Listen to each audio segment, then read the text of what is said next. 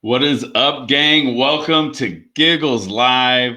It is June 12th, a Friday, I believe, and we're really excited that you've decided to join us tonight.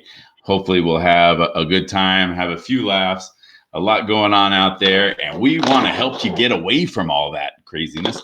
Um, We've got a lot going on. I want to send a shout out to Mr. Tanaka, who he changed the combination on his tool shed again.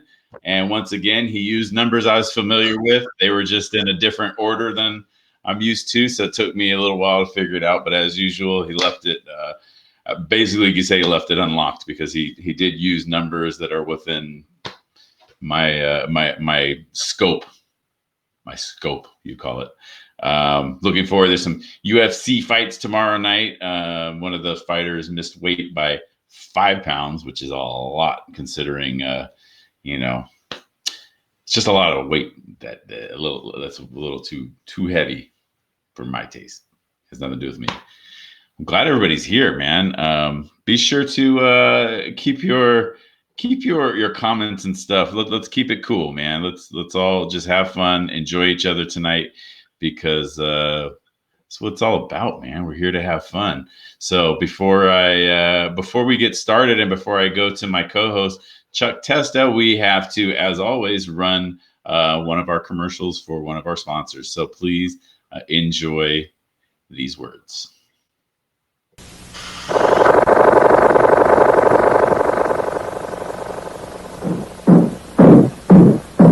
They sure work hard, don't they, Barney? Yeah? I hate to see them work so hard. Yeah, me too. Let's go around back where we can't see them. Gee, we ought to do something, Fred. Okay? How's about taking a nap? Hey, I got a better idea. Let's take a Winston break. That's it! Winston is the one filter cigarette that delivers flavor 20 times a pack. Winston's got that filter blend. Yeah, Fred. Filter blend makes the big taste difference, and only Winston has it up front where it counts. Here, ahead of the pure white filter. Winston packs rich tobaccos specially selected and specially processed for good flavor in filter smoking. Yeah, Barney, Winston tastes good, like a cigarette should. Thank you to the fine people over at Winston and all those wonderful products doing great things for people throughout the world. By the way, I did celebrate my 47th birthday on, I think it was Sunday, and I appreciate all of the well wishes. I got a whole bunch of messages, texts. I tried to reply to them all, and I think I got most of them. I may have missed a few. If I did, it wasn't intentional. Every single one of them was as important as the other. Maybe try sending it again if I didn't reply. I'll eventually reply if you keep trying over and over and over. Excuse me, and over again. So I know Chuck Testa is here because I can hear him talking to somebody else. That's the weird thing when you're in here is you have I have all my friends who are waiting in queue, and they will and they'll start talking to somebody, and I hear voices, and it's not the same voices I usually hear on a normal day. So it looks like sports wise, since I was at one point, let's say, a sports guy, hopefully to be a sports guy again soon, over at KVTA. Apparently baseball is a big mess. Football is going to try to start on time and do everything as normal. Hockey seems to have a really cool thing planned for their playoffs, and basketball, I don't know what's going to go on with those guys. It sounds like they want to do just playoffs with a couple of extra playoff teams or something. I don't know. I should pay attention to this stuff just in case I get a sports check again. You know what, though? This show is not about me. This show is about laughs. This show is about togetherness. It's about loving one another. And very few people in this world do I love like I do my good friend and co-host, Mr. Chuck Testa. Chuck, thanks for joining me tonight. What are you eating there, buddy? Oh, hold on. I muted you because you were all right. Are you there? I'm here, I think. Okay. I muted you because I couldn't hear myself think when you were talking to somebody else. Sorry. Oh, I didn't know I was on. I mean, I have had 7 voyages of Sinbad. Well, they on can't. here tonight. Well, see, they can't hear you. The viewers can't hear you, but I can. And when I have people in queue, if there's a couple people talking, then I can't. I can't. Like it's If bizarre. I'd have known that, I would have been like talking in my demon voice. Like DMV Mike does. DMV Mike's back there going, "I'm taking my pants off right now. Oh, no, My pants no. are right around my ankles right now." No, he He doesn't got really do that. inspired from Perry Como or whatever that guy is on CNN, being naked in his wife's yoga videos. Oh, that's right. The dude in New York, right? Right. Oh, that's so funny. Yeah. I would say who walks around their yard naked, but you know, when you He live does. This guy does. when you live in a glass house, you know. So how's things That's going? it. We took a couple of weeks off. A lot going on in the world, and we figured that maybe we'll just reconvene a little bit later. And right now, I think everybody wants to laugh more than ever before. So we're back, and hopefully we can provide at least giggles. We never really shoot for laughs. We shoot for giggles. So if we can get a giggle, we'll be happy with that, right? Yeah. Yes, reminded me of something funny. So, like that guy who's trying to shoot this new pilot, we had like this meeting on Tuesday, right? Uh-huh. And he says, "So, what are your expectations?" I says, "My expectations, my bar's set in the dirt. So if it came out of the dirt onto the ground, you know, I have no expectations, right?" Like if you watched any video on any of my prior projects, my expectations are what they are. Yeah.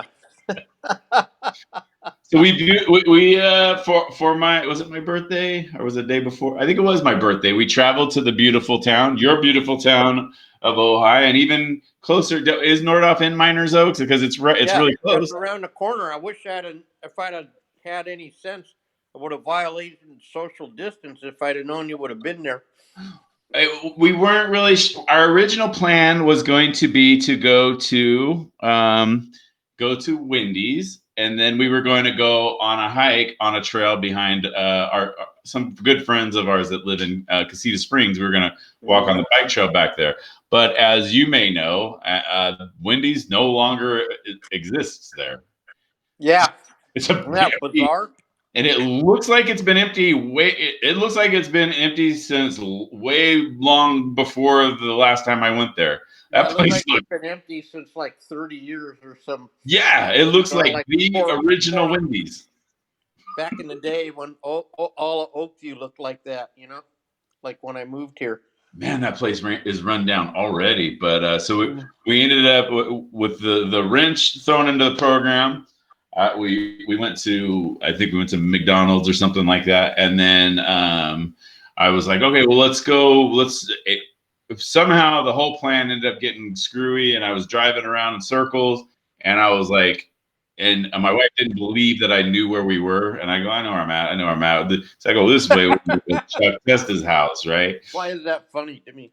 Right. So, well, and it's fairly, once you've navigated Ojai a couple times, it's not that hard. There's a few, main roads. There's a few widgets, but it's kind of a big square if you really know once you learn it.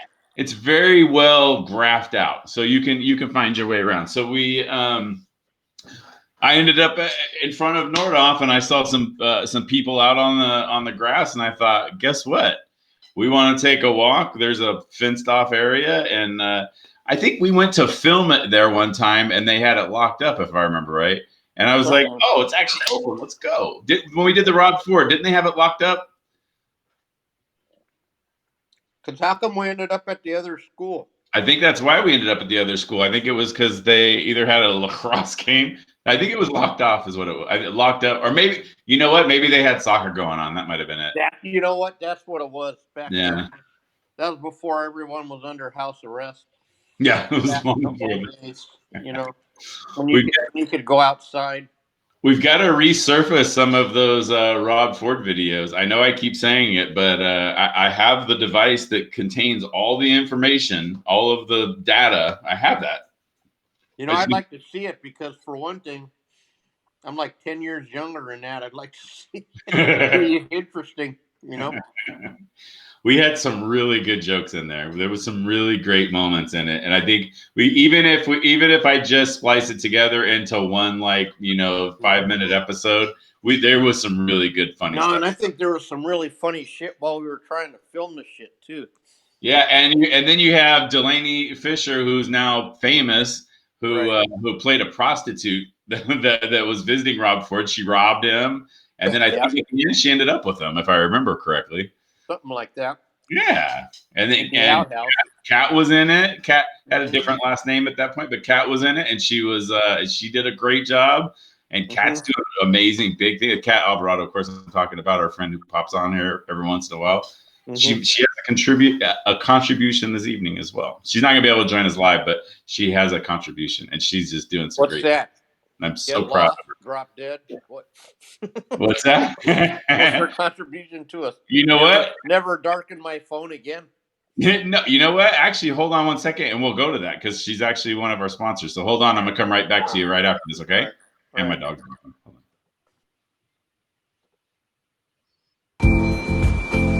I'm Amber of Elemental Wellness.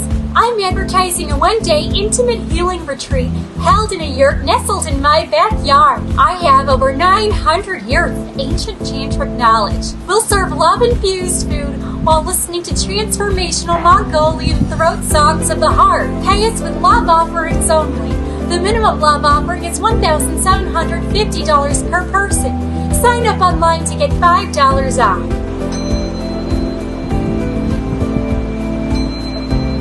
Oh, that's nice.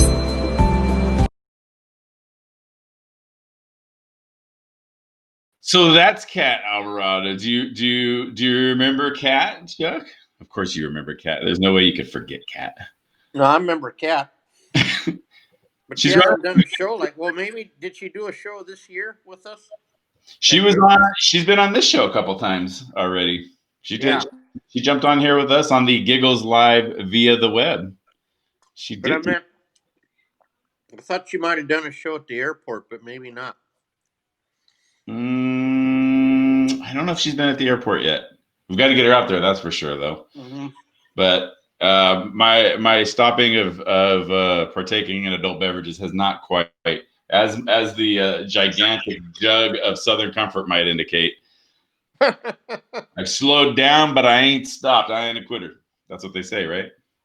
No, man, you got to just keep trying, you know. So even when you fall face first. So me and Tommy back up and keep trying. Me and Tommy have been watching the Mandalorian. It's the new Star Wars thing that's on the Disney Plus. Have you watched any of it? No, I haven't. With the Baby Yoda, and I gotta tell you, it's weird seeing new Star Wars content without Chuck Testa on the other side of my kid. Well, but you're safe at home, right?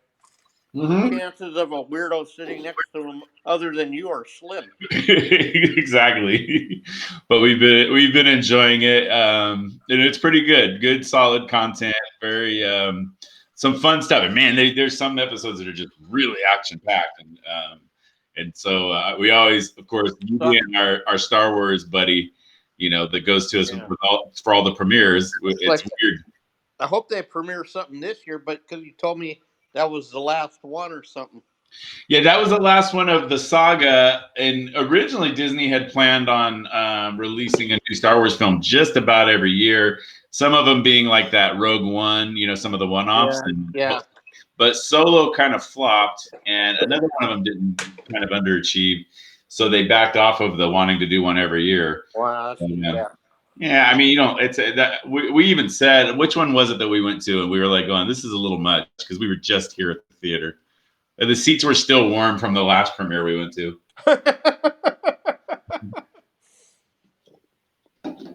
How bitchin' were those moving seats? We had moving seats last time we went, when we went to the final one, right? Rise of the Skywalker. Right. That really confused the hell out of me, remember? Yeah. I was going, what the hell? The building's moving or something, remember? Yeah. But it was great when we went into hyperspeed and the seats just go. Yep. Hey, how many of them Baby Yodas do you think they're going to sell when they finally make them? 100 bazillion? they're out now. I just saw. I had one of those ads, but because you know how your Instagram and your Facebook, all that shit listens to you. I had one of those ads on my Instagram of a Baby Yoda Funko Pop, and it said it's available right now. The pre-order is available on Amazon. I went over to it, this particular one, and it said that it was already sold out. I was like, so they didn't even need to pay for advertising, probably, because it was like one and everybody goes. So You think it's going to do like the Cabbage Patch, where you're not going to be able to get one, and parents are going to pay like $50,000 for one? I think Disney mass produces every toy. I think every kid's going to get some form of Baby Yoda. The kids already have like buttons or something. I think because we always go to the events on May the 4th be with you, and I believe they got some Baby Yoda pins at that point. I'm gonna see Tom. Hey Tommy, do you know where your Baby Yoda pins are? No. Sorry to bug you, man. He's turning into a teenager at 10. Like he's really got he's a great kid. But you get the teenager thing every once in a while. Tommy, as we formerly knew him, is no longer going to exist. Yeah. The boy formerly known as Tommy. Yeah, because you know how they get 12 and they get stupid. Yeah, well, it's some kind of biological feature. I did something cool. I mean, something that was. I guess I'm kind of proud of it. Our school Mupu, they have an 8th grade graduation every year, and we had to do a social distancing graduation, and I offered up the Giggles equipment, and so I ended up I set up the equipment, and our equipment works good for an outdoor show, so we need to think about this. It worked out really well, and then I was the guy that went and wiped down the podium. Because each kid gives a speech, it's kind of like when they leave, which I think is great. Because I wish I was forced to give more speeches when I was younger. Because, it took me a little while to get comfortable doing comedy because I wasn't comfortable speaking at all in front of people. But so I was the guy that wiped down the podium, and then I had the idea of putting socks over my mic so that the kids could do the thing, and then brand new sock, and everything was clean. So I had this little route that I went, and I wore a mask, and I did the whole. I tried to wear gloves, but they just don't make a lot of rubber gloves that fit me. There's small, medium, large, extra large, and then they need like Shrek. They need like a Shrek size. No, they need a Shaquille O'Neal size. It's crazy. I never realized that my hands were that much bigger than a normal human's, but apparently it's so hard for me to find any kind of gloves. Yeah, it's crazy. So I did that, and then the next day they did the ceremony for the kids, and I joke about it all the time because they give all these awards, and it really is. I think it's good for the kids' self-esteem and all that. I don't know who's tapping, but you guys stop it. Somebody in our queue is tapping. I'm gonna drop them if they keep it up. Tapping. Yeah, somebody's tapping on something. It's driving me crazy. Maybe it's Morse code. Yeah, I think so. But so then the next day we did the ceremony where each kid is moving up to their next grade and all of that. And basically what they did, it wasn't a ceremony. I just got to play dance music. So I used one of our playlists from Giggles Live for the pre-show. And they drove around in a circle, and they'd go to their teachers. They'd return their books. They got their report cards and all that stuff. And then drove back out, and it was really neat. It was neat to see a lot of our parents from the school and all that, and it was just it was a lot of fun. So I enjoyed it, and so that kind of put a smile on my face and made me feel like I was getting back in the game. It's really great to see them little kids driving cars so soon. Yeah, it was kind of crazy. I used to social distancing. They wouldn't let the parents in. It was bizarre.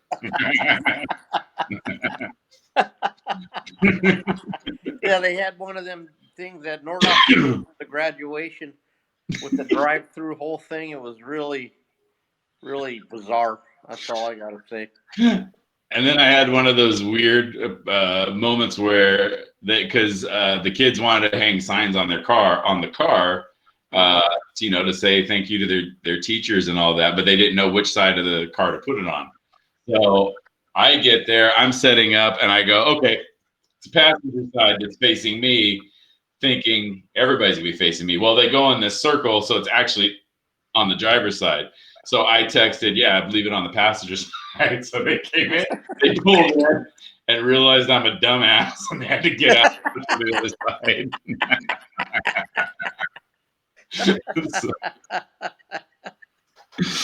And then to hold them, I'm like, well, we don't need to tape the signs on. We'll just use a bunch of refrigerator magnets. So we lost about a dozen refrigerator magnets on Ojai Road. Like, go get a free magnet. Yeah, and now the more you talk, the more people are understanding why our Giggles shows always ran so smoothly. Yeah, exactly. Well, that was before we got the engineer known as DMV Mike. Right. I'm not sure if he's back yet or not. Oh, yeah, he's here. Okay, good. The engineer. What's that? Oh, nothing, Mike. Just what would we do without our engineering department? Oh, we couldn't do anything. We couldn't do anything without him. So did you do anything for the holiday yesterday? Was it a holiday yesterday? Well, it was Joe Montana's birthday. In our house, we celebrate that as a big time. Because you really confused me because they're having every day like I heard they're canceling the 4th of July and making some other day new holiday. I don't know. I think every day is going to be a holiday, right, for somebody. Yeah, so everybody. You can have Joe Montana Day. Yeah, well, hey, we've been celebrating Joe Montana Day in my house for a very long time. And I also have some news on another one of our good friends, the Fixer. Wow, the looks Fixer. Really hard. He's officially moved. He lives in Menifee, California now. He said that as Giggles comes back, he's going to come up for the shows. No kidding.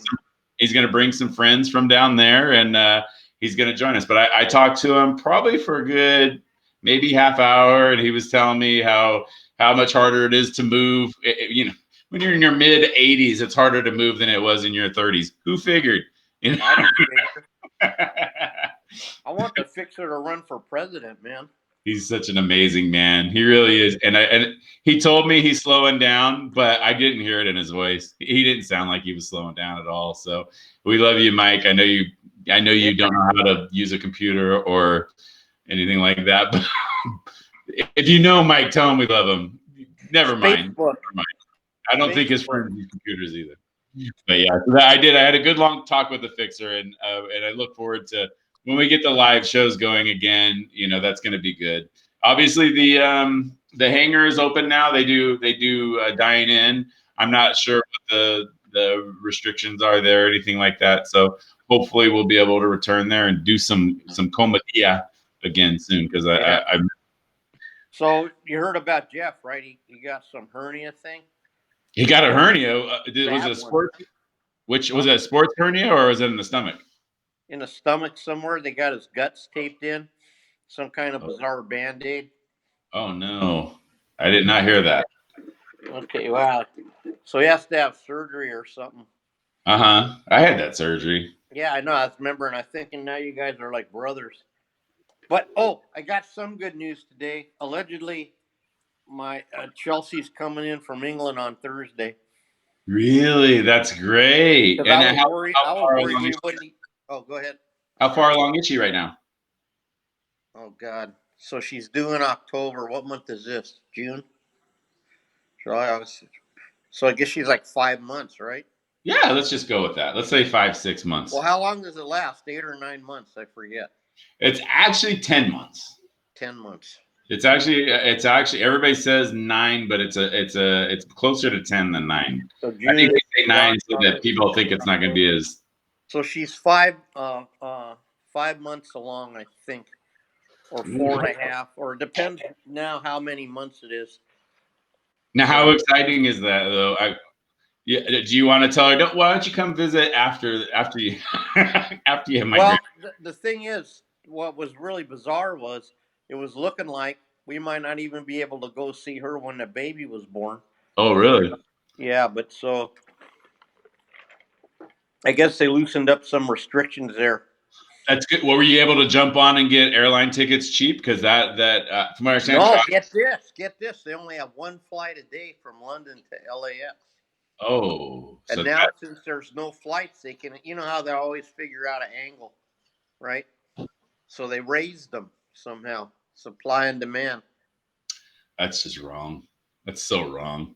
You would think it'd be the opposite. You think more flights to bring people. I just don't know how it works, but it never works like in our favor somehow.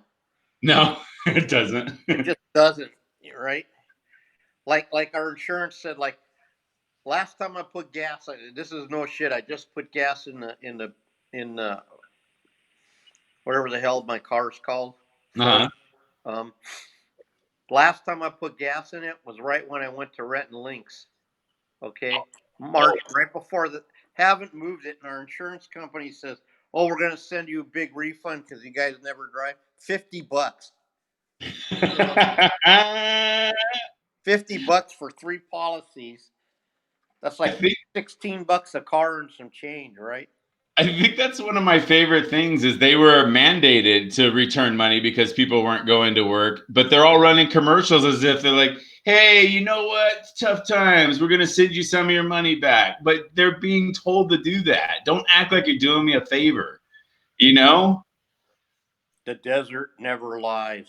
It's like it's like as if the folks on the side of the road picking up trash for the county. It's as if they're saying, you know what, hey, we're helping beautify. No, you're in trouble. You're being forced to. Yeah, that's what. Come on, these insurance companies, man. Oh, you sounded like the fixer. Come on, Tom. I did. That's my goal. My goal is to slowly turn into him. So that he can live forever, which he's probably gonna live forever. But just to make sure, I'm gonna try to kind of become, you know, I've been. Giggles will never be the same without the fixer. I just hit the wrong. I showed buddy back in there. I showed our baby. Yeah, see, I've been working out so that I could live a long time like the fixer. I do about 600 reps, and then.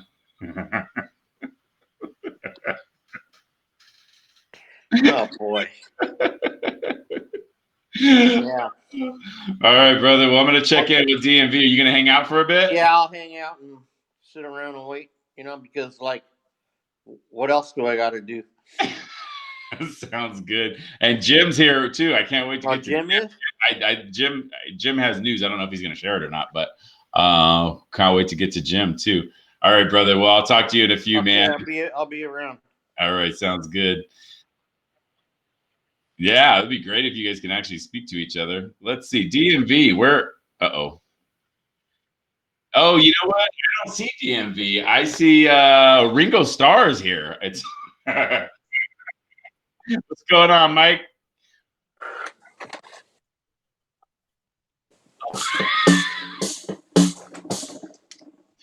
I got blisters on my fingers, but I got high fivers in my hands. I don't know what just happened. So how's everything going, man? Can you hear me, Mike? Uh-oh. I can't see anybody now. It says I am live. Your internet was working good. Now it is not. And it still says I'm live. I can't see anybody. Just talking to myself. It might be because we went to a commercial and then we came back and it might do something with the feed. It's kind of funny how that makes. But well, since I'm here, I can talk about my products that I have. And I just booted him, and he's gonna come back in, and hopefully it'll work. Then, in the meantime, let's go to our buddy Jim. If he's ready, are you ready, Jim? I don't think Jim's ready either. Okay, well there we go. We had one more commercial that we were gonna run. Let's see, is this it? Nope, that was not the commercial we wanted to run. Okay, let's see if DMV is there. Okay, you know what? We'll go ahead and run this one. You guys know I don't like running this commercial, but they pay for the time, so we got to go with it. Attention! Have you or a loved one been misled or injured by the social distancing tool, the high fiver? Then call the law offices of Handy, Johnson, and Youngblood today. Has a high fiver brought physical or emotional damage to you or your child? Or has the confusing construct caused you difficulty in maintaining safe social distancing? Then call the law offices of Handy, Johnson, and Youngblood right away. Law office is not responsible for outcome of your case. All right. So that was the high fiber. And actually, most of those problems have been rectified. And we'll have some good news on the high fibers in the very near future. In fact, how could you get your own autographed copy, Tom McClain high fiber? It's an amazing. I think that this belongs in anybody who collects any kind of memorabilia's collection. Do you collect historical memorabilia? This would be perfect for your collection. Do you collect sports stuff? Perfect for your collection. All right. Let's see if any of these lunatics got their internet fixed, because boy, is it weird. Hey, buddy, did you get your internet fixed? Is your internet good to go, buddy? Oh, yeah, I'm good, man. Okay, good. What's going on, man? I don't know what happened to me all of a sudden. I mean, we ran a few commercials, and we don't want to overload the system. Yeah, all right. no problem. I was just going to tell you those Winston Stallions. Oh, yeah. They're candy cigarettes, but they have like 3 times the nicotine of a regular cigarette. So, I mean, awesome. They're better than the gum. You just eat them. Oh, that's good. That's great. Without all that annoying smoke. Yeah, and you get fresh breath. You don't have smoker's breath. And then you're just spastic because of the nicotine. Sounds good. All right. So the new Winston Chewables. Yeah, Winston Chewables. We love those suckers. It shouldn't be that funny to me. I know it shouldn't be that funny to me, but it's killing me.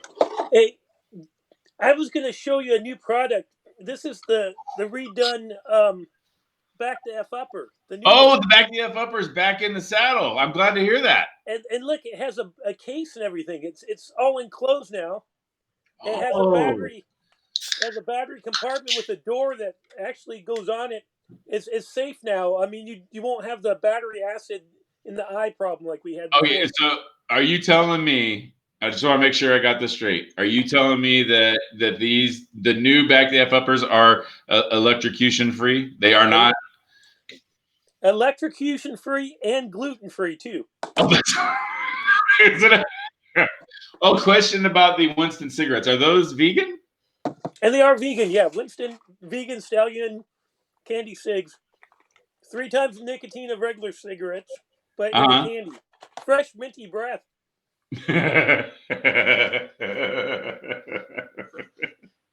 I love it. So what else are we working on with the within our warehouse? What do we got going on? I was going to show you. These are the new edition.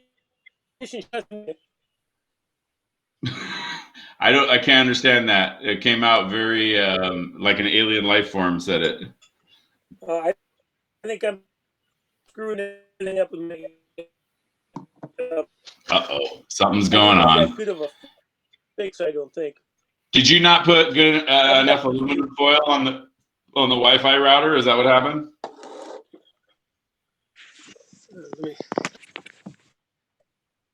Oh no! I think you might be leaving. What happened? At the wall.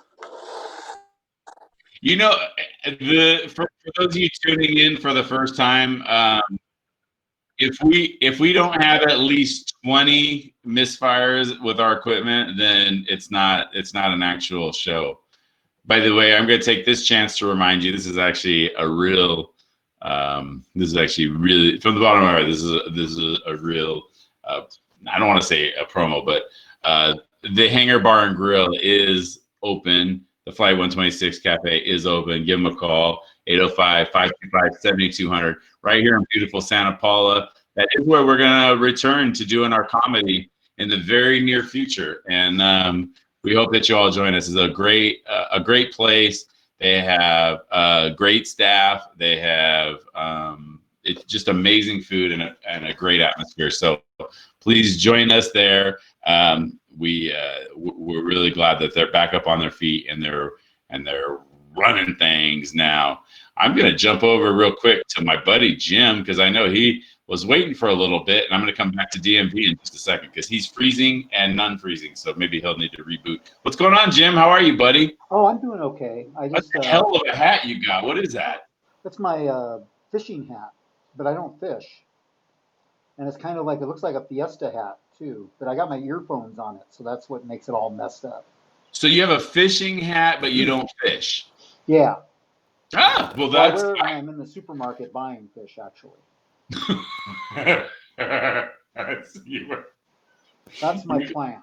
And then I get the better. I notice when I'm wearing this hat, when I'm fishing, when I'm at the supermarket looking for fish, I always get the freshest fish. You get the freshest fish?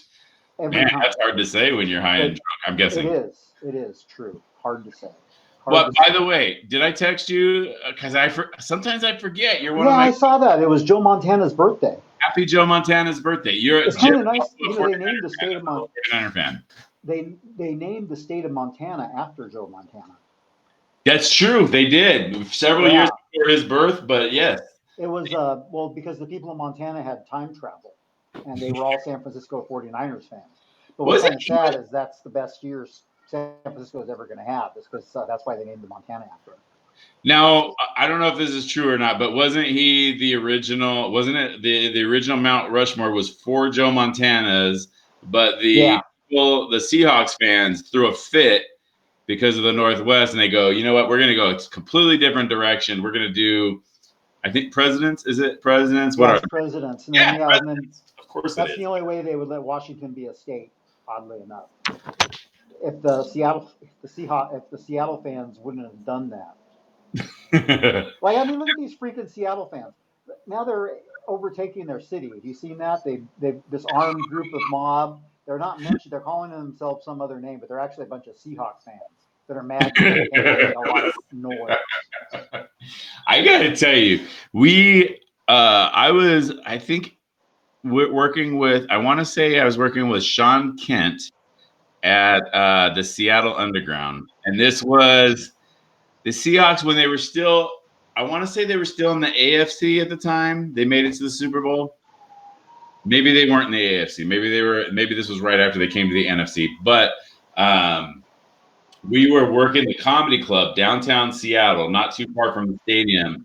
The night that was actually the day that they won. I watched the game at my grandparents' house. And then I went back, and because I smoke a lot of pot, I don't remember who played who, whatever. But I know the Seahawks made it to the Super Bowl. Then I have my show late that night because I'd stay with my grandparents when I would do shows in Seattle. They've passed, and that's why I don't do shows in Seattle anymore.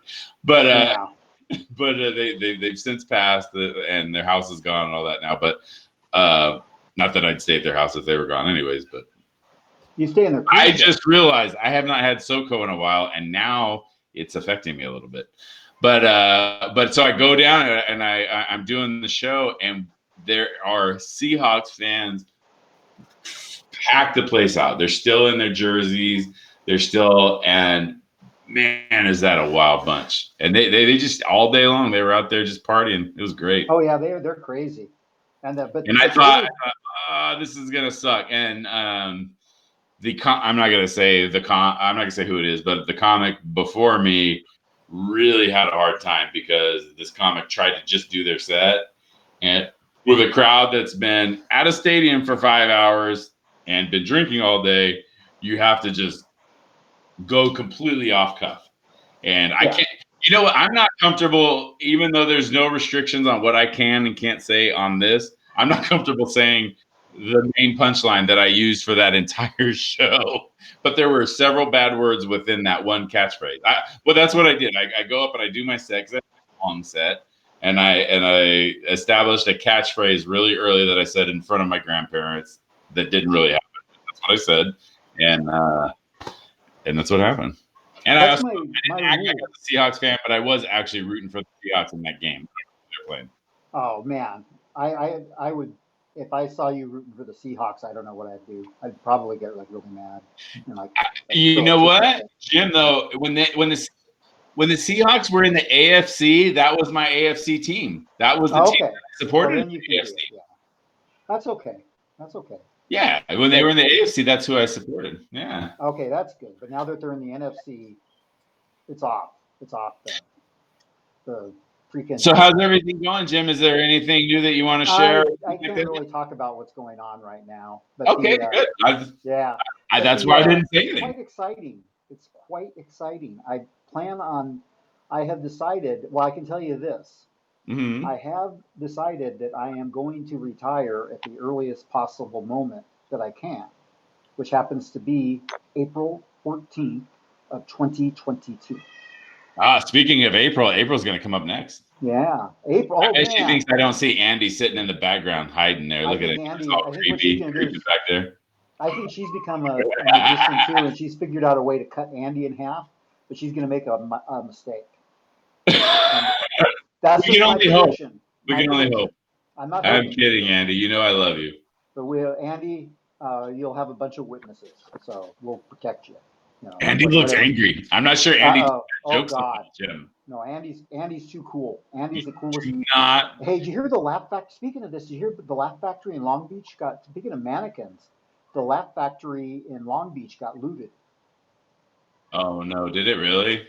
It did, and if I remember correctly, that's the Laugh Factory that had a bunch of marionette puppets in it. Really? Display, yeah. I wonder, was there like a skinny white guy with an afro? One of those looters by any chance? They looked a lot like Andy. I don't know. I'm not trying to start any trouble here, but no, I have decided I am gonna, when I retire, by the time I retire, I'm gonna be a headliner. Nice. Well, let's do the work, buddy. Over.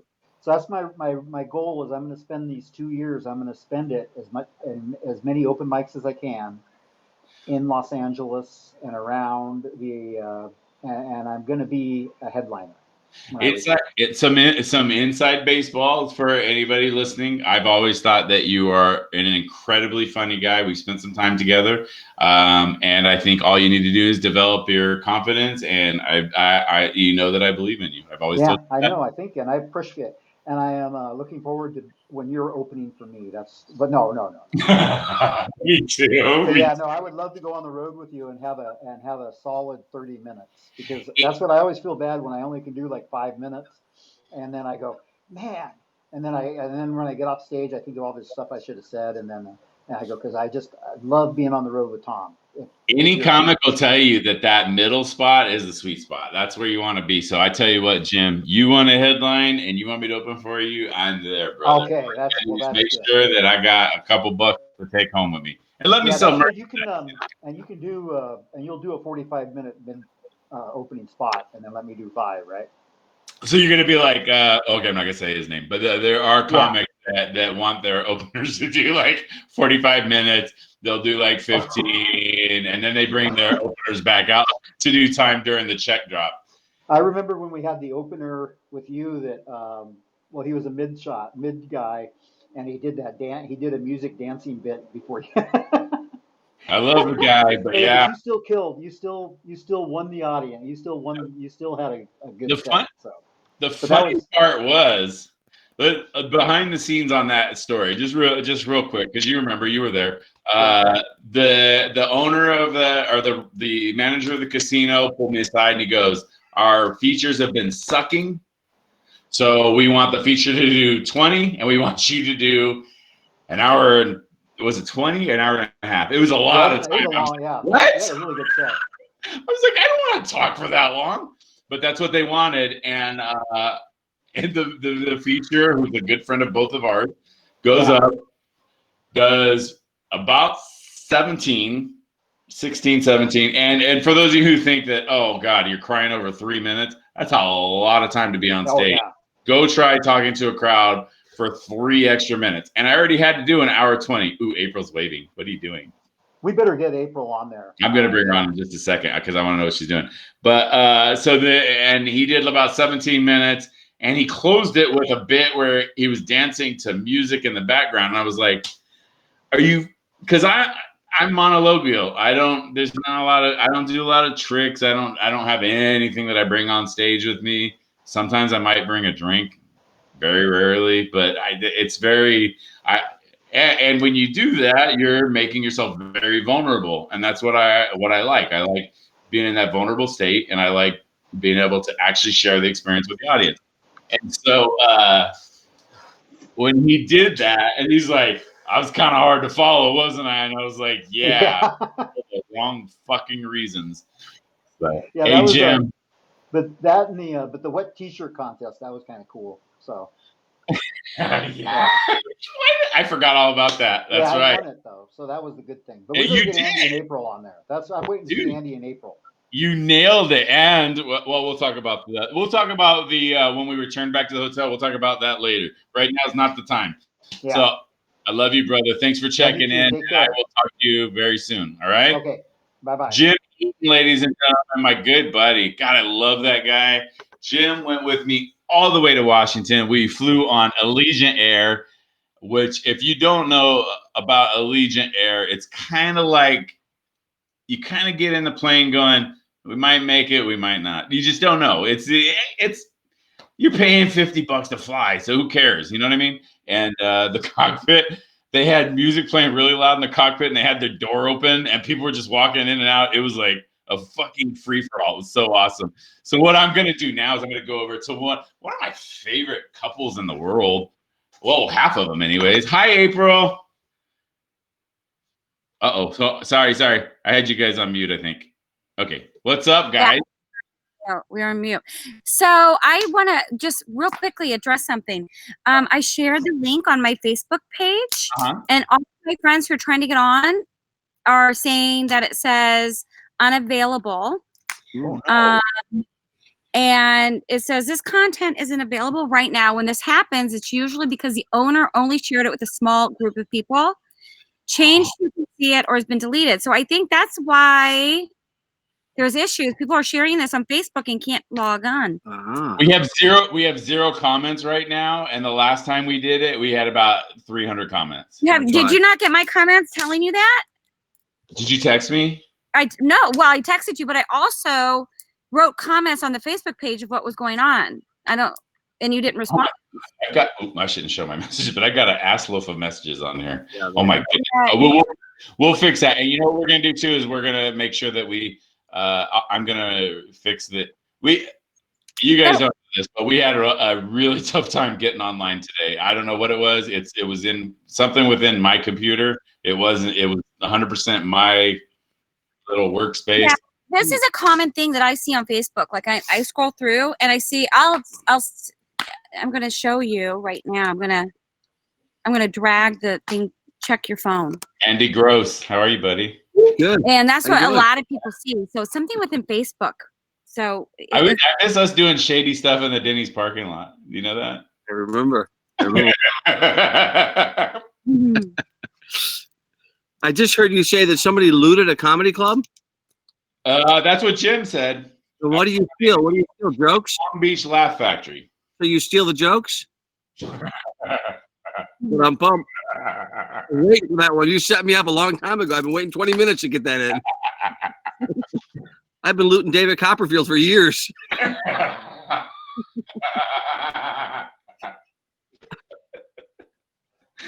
Oh my God. I miss you guys. We gotta do something. I got the water, you got the wine. Oh, why? Guys. Water. For those of you who don't know, this is April. I'm gonna put your name in here so people know. I haven't had very many drinks in the last few weeks. So I've had a couple of shots, and boy, do I feel it. You feel them? I know. Yeah. It seems like some clubs are opening up, though. It seems like we're kind of some. The Punchline in Atlanta is opening. Oh yeah. Saw that. Texas, a lot of their clubs are open, I think. Steve Trevino was out doing comedy like, I don't know, a week after they started closing shit down. I heard from somebody that I know, their sister is in the medical field in Texas, and the cases are exploding, and the state wants to shut it all down again. Wow. So let's see. But they said they'll only open at 25% capacity or 30%. Yeah. So if your club only holds 200 people, that's only 60 people they let in. The good news is I've never had more than 30% in my comedy clubs. They're gonna be like, Tom sold it out finally. That's what I said. I called the theater not too long ago, and I said to the guy, I go, how many seats do you have? He goes, we have 780. I said, I'm your act. He goes, why? Because I only bring in like 150. This is more than 6 feet apart. I'm perfect for you. I was looking through my phone, just looking at some, the time when you have a lot of time on your hands, you spend some time thinking about everything. And I went through a little period of time right when this started. I lost my radio gig. Obviously, the comedy gigs are going on. And I kind of thought, you know what, maybe like I want to go back to radio, but I'm not sure comedy. I'm not really sure if there's anything in there for me anymore. Right. And so I talked to, I think you guys know my friend Sarah Newell. She's a redheaded comic. And she just really, like, the conversation we had just really motivated me. And she wasn't trying to, and she didn't realize what she was doing, but it was something that I really needed at that moment, and which is important. It's why we have friends like, that's why friends like you guys, you don't know that, but there's been times where you're there when I need you. And that is the thing that gets me, to the next day. And so I'm like going through my phone, and we had some awesome shows at Levity, guys. And there was, I found like all these pictures that April took from one of the shows that we had. And it was such a freaking incredible night. We had like celebrities in the audience, and we had like great comics from beginning to end. And man, we just had a lot of fun. So I really can't wait till we get back to it. And I'm actually excited about comedy. I haven't been excited about comedy since before I started comedy. Yeah. I think it'll come back. It's going to be a while. Well, here's the thing. My take on it is, like, Andy thinks it's going to be slow. And I think it's going to be slow in the sense that the clubs can't hold capacity. So it's going to be low numbers. But people are going to want to get back out there. And they're going to want to laugh. And they're going to want to get entertained. True. They're going to go out and eat and drink and, take little staycations away. Mm-hmm. And so I think a lot of it is going to be trying to advertise to the people to come and stay in Ventura and get a hotel room for the night and, not have to worry about drinking too much and whatever. So they can look forward to that weekend. And I think that's going to be the new thing with entertainment. Yeah, I could totally see that happening. And a lot of times when we did the shows over at the Glen Tavern Inn, which we'll do more with them because they're great people, but a lot of times you guys would stay over and you did make a weekend out of it, and it was awesome. Yeah. There's no pressure to, I'm gonna get on the highway to make sure you get home in time to go to whatever. And it's just for me, my motive was like, I don't have to go back home to the kids. I gotta go to hiking or Ojai or something afterwards. But that's fun. Yeah, it is. It's fun to be able to just get out there, cut loose, have fun. And, and your sets have always been amazing and inviting. And, the tavern was nice. It was a little more intimate. You had the little red carpet and all that. Levity's a club, but still you made it more inviting to people, It's so much fun. I love that place. And wait till you guys, you guys have been to the Hangar for other events, but when we're able to start, you'll be the first phone call I make, Andy, when we're able to reschedule, because I really think we'll be able to come back hopefully soon and hopefully be able to get some folks in there, because I know they're back open and they're serving food and all that, so we're a step in that direction of being able to do it again. Yeah, that's a great place, and the history behind it there again, like Glen Tavern is great with Steve McQueen. Oh yeah, I love that kind of stuff. The Glen Tavern was cool because you became friends with everybody in the audience. Yeah, you could communicate, and you knew everyone at the end of the show. It's kind of neat. Yeah, and those same folks come to the shows over at the other place too. So it's a lot of fun.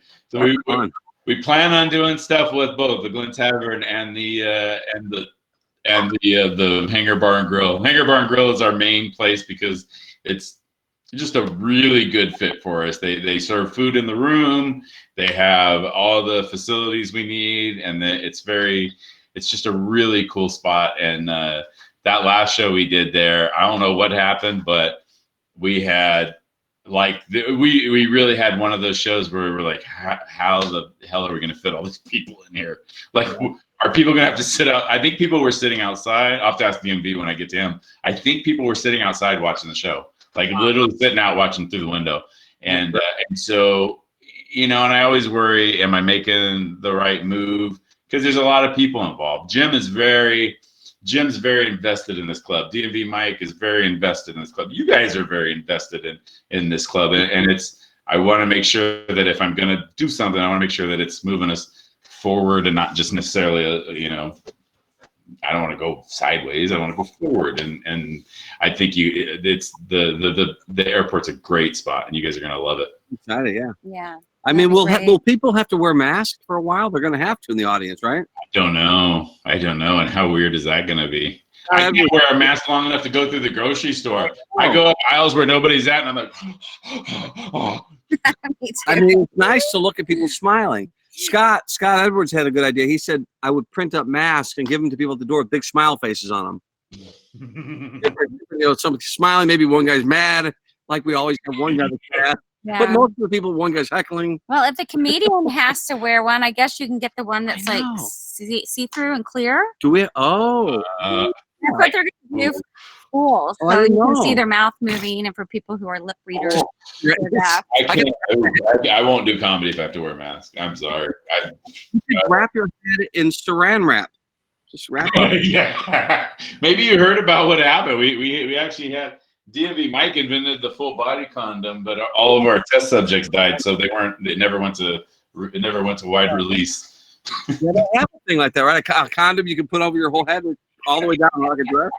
He forgot about the breathing holes. It was a big thing. There was a big loss. We're good. We're back in action. We're gonna concentrate on the high fivers now. That's what we're gonna. This is a autographed Tom McClain high fiver. Look at that. Wow. Rare. It's very rare. Where do I get one of those? What do I have to do for one of those? Look at that. Look how awesome that is.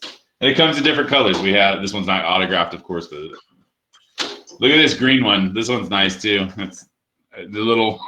Oh my God. Are they high fivers? What are they exactly? They're fly swatters, aren't they? Oh man, that's a man. Ooh, hold on. I don't know if you guys are gonna be able to hear each other, but man, you just dropped probably one of the worst. Did you hear that, Mike? He called it a fly swatter. Oh, I shouldn't. I knew it. I knew it. The high fiver is a socially distant high-fiving device. One person has a high fiver, another high fiver. You meet and you slap, and it's a high five. It also can be done as a handshake with the Velcro attachment. I need one with purple. Okay. Your video froze, Mike. Oh, now he's not frozen. Let's see. Okay. Your video froze. I dropped you, and I'm bringing you back up. Sorry. There you go. See, look at that. He's got two high fivers. I'm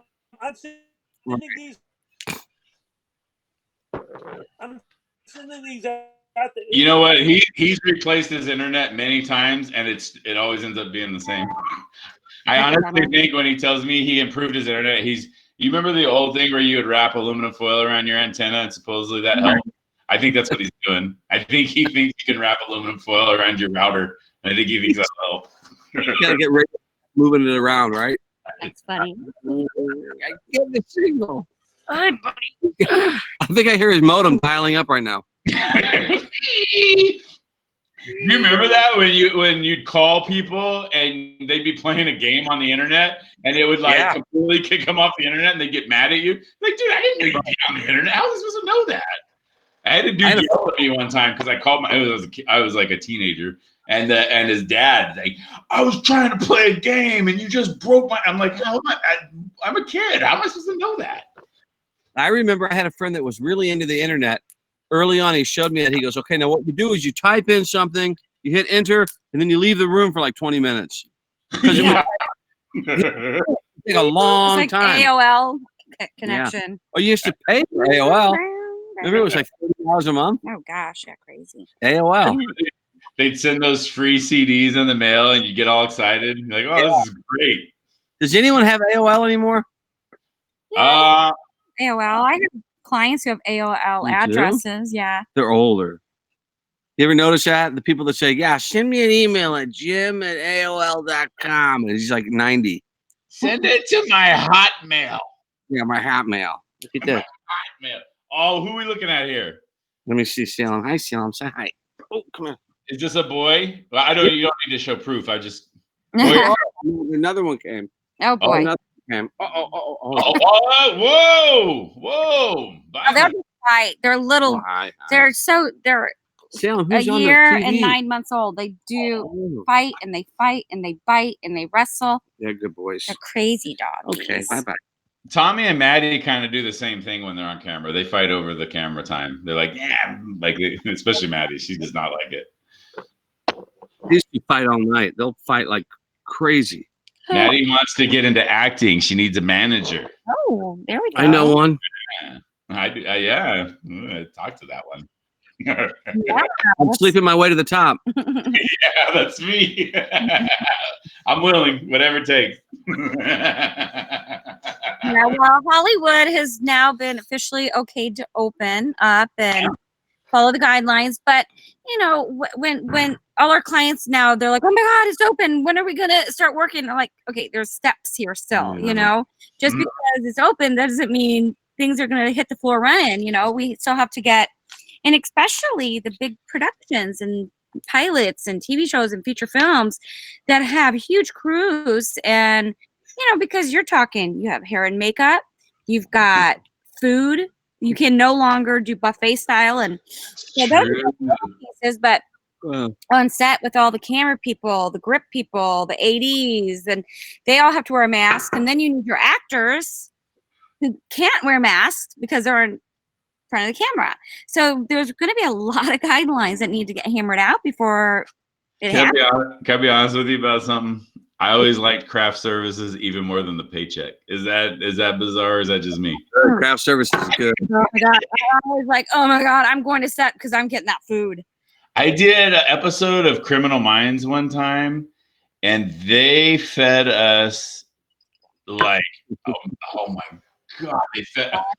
I never wanted to leave. I wanted to stay there forever. It was so amazing. They fed us so good. And it was like, tri-tip, and it was like all you could eat. And I sat next to Thomas Gibson, and I didn't know who he was on the show because I never watched the show before. And I was like sitting with him, and I texted my friend. I was like, I swear this happened. I texted my friend Kelly Simone, who might be watching right now. I texted her, and I was like, "Hey, is Greg from Dharma and Greg on Criminal Minds?" She's like, "Yeah, that's Thomas Gibson."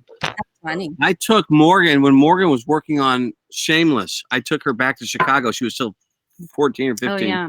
Uh-huh. I ate so many pistachios, and I was just a dad on the set. But I always felt funny eating anyway because I'm like the dad. Mm-hmm. And I ate so many pistachios that they hid them the next day. I was so embarrassed because I know I filled my shirt up with them, like put it all in my shirt and like fill up a thing. So many of them. That the next day I went for him again because I was loving them, like craving them. Like you had to check them out. It was like a library. You had to go. You want pistachios? Give me your driver's license. Pissed off because I ruined it for everybody. I ate them all. Do you remember a show called Shark? It was God, why am I forget his name now? I had it. James.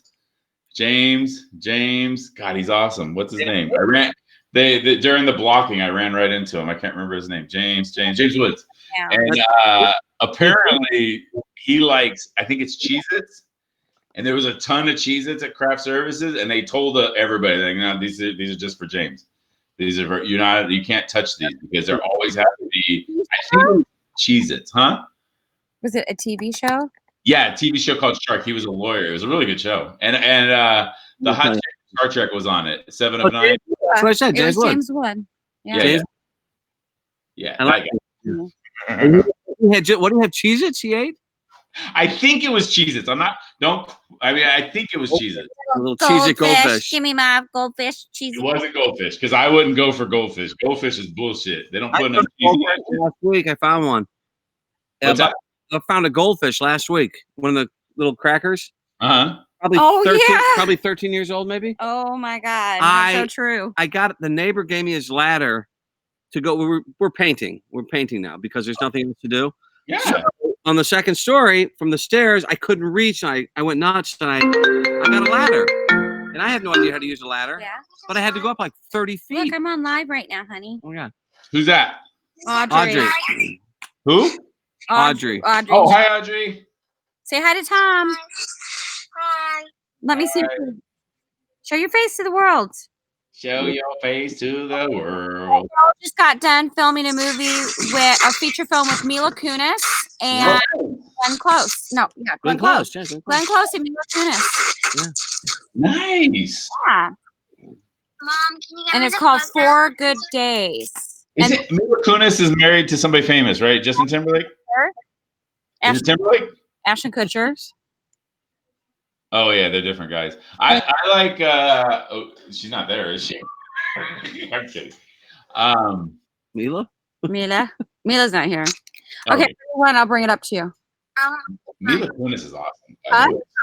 Yeah, she was very It nice. said 5 hours, honey. We made She's very nice. Yeah, she was really nice. Oh, that's good to hear. Yeah, she was really nice.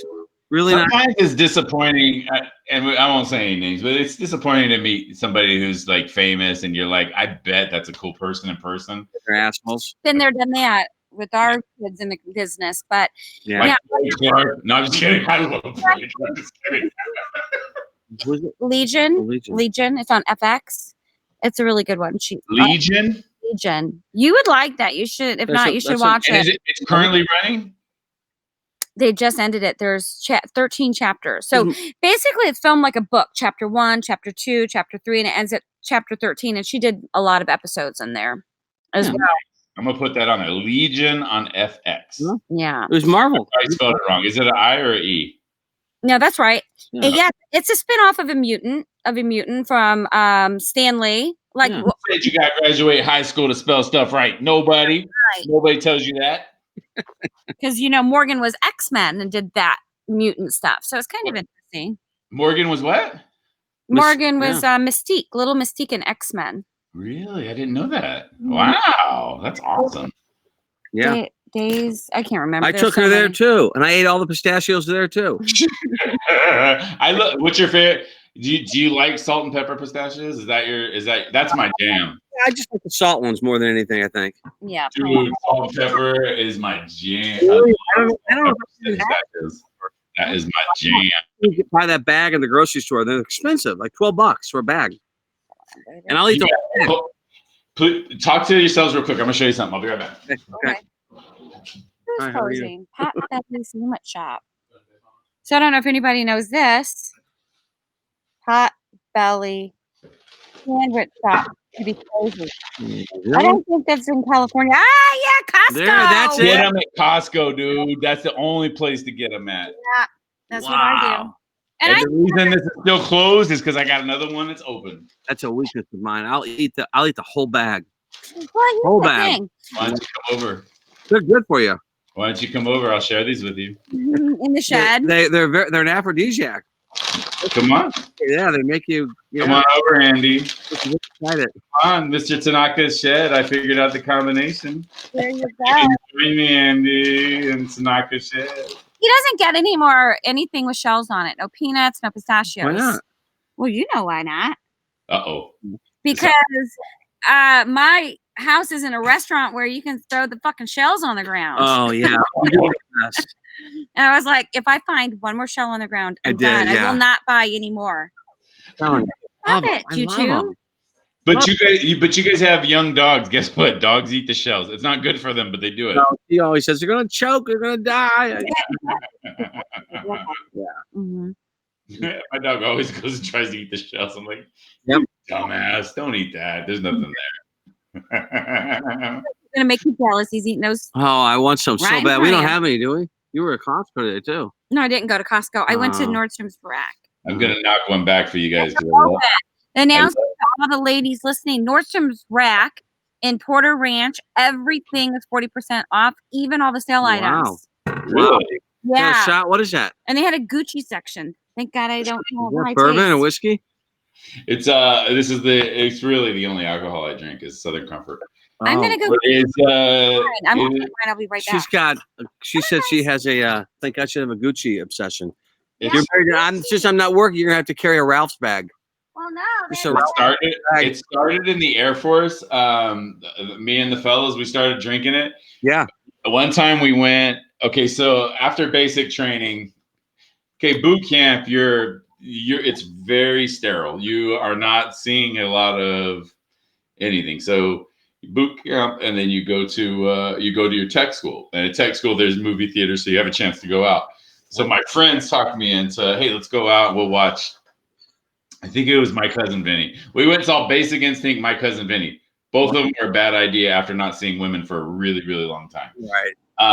And so I had a bottle of Southern Comfort, and we were all drinking it. And it's a military theater, so the floor is concrete. It's very long and it's very slanted. So we're sitting there. I think it was My Cousin Vinny, because I think I laughed and I accidentally kicked the bottle. You could hear the bottle roll. I swear, it felt like it took 20 minutes for it to roll to the bottom of the theater. You just heard clink, clink, clink, clink, clink, clink, clink, clink, clink, clink, clink. Yeah. That's pretty good though, Southern Comfort, right? Oh, I love it. It's delicious. Yeah, I've had it. It's delightful. I did a show one time, a corporate show, and the guy asked me, he goes, you drink, was it whiskey or bourbon, something? And I go, yeah, I drink it. I didn't drink it. Anyway, he loved this stuff, and he sent me a $300 bottle of bourbon, I guess it was. I didn't know. I didn't know.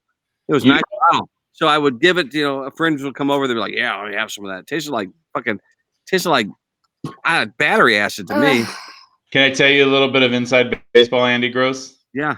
If you were to order a $300 bottle of Southern Comfort, it would be the size of your house. Yeah. See, that bottle. This thing's bigger than my head, and it's like $8. Right. That's what to do it. I didn't get it. He sent it, and it was to me it tastes like paregoric. It tastes like battery acid. What's paregoric? Paregoric is some kind of horrible medicine they used to give you when you were sick. Do you know that name, paregoric? I don't know what you're talking about. Nobody does. April's got to lean in more. I don't see her very good. The Southern Comfort of medicine is why. What? I said April's got to lean in more. I hardly see her because you keep like off to the side. For a minute. I'm gonna use the bathroom too. Right over I had to go to the bathroom and get some more wine. Oh, there you go. See, look at that.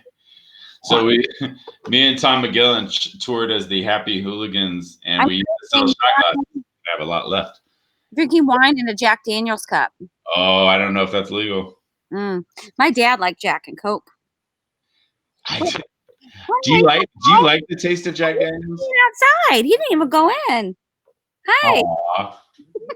I bet he did that for me. Because I like that. That's what I do sometimes. He said he's going to build a shed. Oh, he should. Well, if your neighbor has a shed, you don't have to build one. You just go over and figure out the combination. They do, but they have chickens over there, and they're pricks. Mr. Tanaka only changes his combination once a month, and I'm always able to figure out how to get in there. Well, that's something you got to go Facebook Live on right there when that shit happens. I did today at 5 p.m. or 6 or 7. I was shopping at Nordstrom's Rack. I didn't see it. Oh, yeah. I got some sweatpants and I got some flip-flops. I am so low maintenance. It's not even funny. Is my penis still out? You're a little over to the... What am I looking at there? I just peed. Is my penis still out? I think I zipped up, didn't I? It's just where is it moving? Why is it moving? Mark Andy. Oh, I want some so bad. See how excited you got after seeing that? You're bribing me more. Well, I'm going to Costco tomorrow, so I want some. And we can promise not to throw the shells on the ground. Are you going to eat them later? Yeah, eat them all. I've got another bag that's probably about like half full. This is my favorite snack. Like salt and pepper. Salt and pepper. God, it's so good. Do you use them to cook, pistachio crusted chicken breast, pistachio crusted whitefish? Is he froze? No, I'm not frozen. I just don't know what the fuck she's talking about. The important thing is to turn it upside down and shake it so you get the pepper and the salt inside of it. I'm telling you, Andy, this will change your life. I love pepper. Maybe I'll try those. I'll try the salt and pepper. But you hate pepper. I don't I'm even. worried it's gonna be hard to go back to the salt because it's so good. Really? Mm-hmm. Mm-hmm. I love I it. don't eat this pistachio muffin, so it wouldn't make a difference. They're actually good for you. Are they? They have like pistachios. I don't know if you eat a whole bag at one sitting if it's good for you. But do they have like lime flavor or like they've got lime. They've got all kind of flavors. No.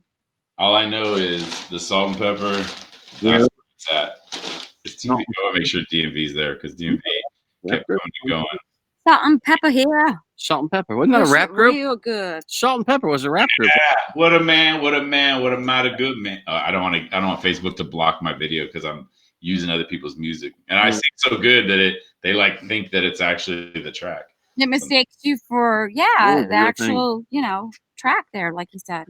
You know what's funny is they actually muted Chuck Testa's own video because we use Chuck's video on here. His the one the original one, right? And because they said that I don't own the music, and I'm like, well, it's Chuck's video though, can't we? And they said that there was some part of it that they had to mute or something like that. Oh wow, yeah, that's amazing. How'd you guys like my cigarette ad? Did you guys see that? Yeah, it's funny. It's good. They always take stuff down on mine That was too. funny. I had a video I put up of April recently. They took down. Which one? The one where I pulled her bra off. Oh, the boobs one, yeah. Took it down. TikTok took it down. Got 20,000 hits like in 3 minutes, and then they pulled it and said it was a violation. I was like, but you blocked it. I blocked everything. Couldn't see anything. I don't know. Did you see the one where I pulled his pants down? Yeah, she did. No, I didn't see that one. Facebook messed me. I didn't know. I really had no idea. In front of the whole Again, neighbors. I was up on a ladder.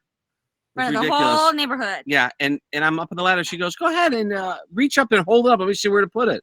Some light we were hanging up. And as soon as she did, just boom, she pulled my pants down. And his undies. Yeah, I would never do that to you, for I would be concerned about your safety. Just so you know that. Well, not only you're sitting there thinking, I wonder who loves me more, April or Tom. Not I would do that 'cause I wouldn't want you to get hurt. Tom, the ladder was on a top of it. table. Go watch it. was wobbly. It's on my Facebook. Most people commented rather than like, oh my God, they said, why don't we all chip in and buy him a ladder that works rather than put one on a table? Yeah, that might be a good point. Andy's a professional racquetball player. If he can't balance on a ladder on the table, he deserves the ball.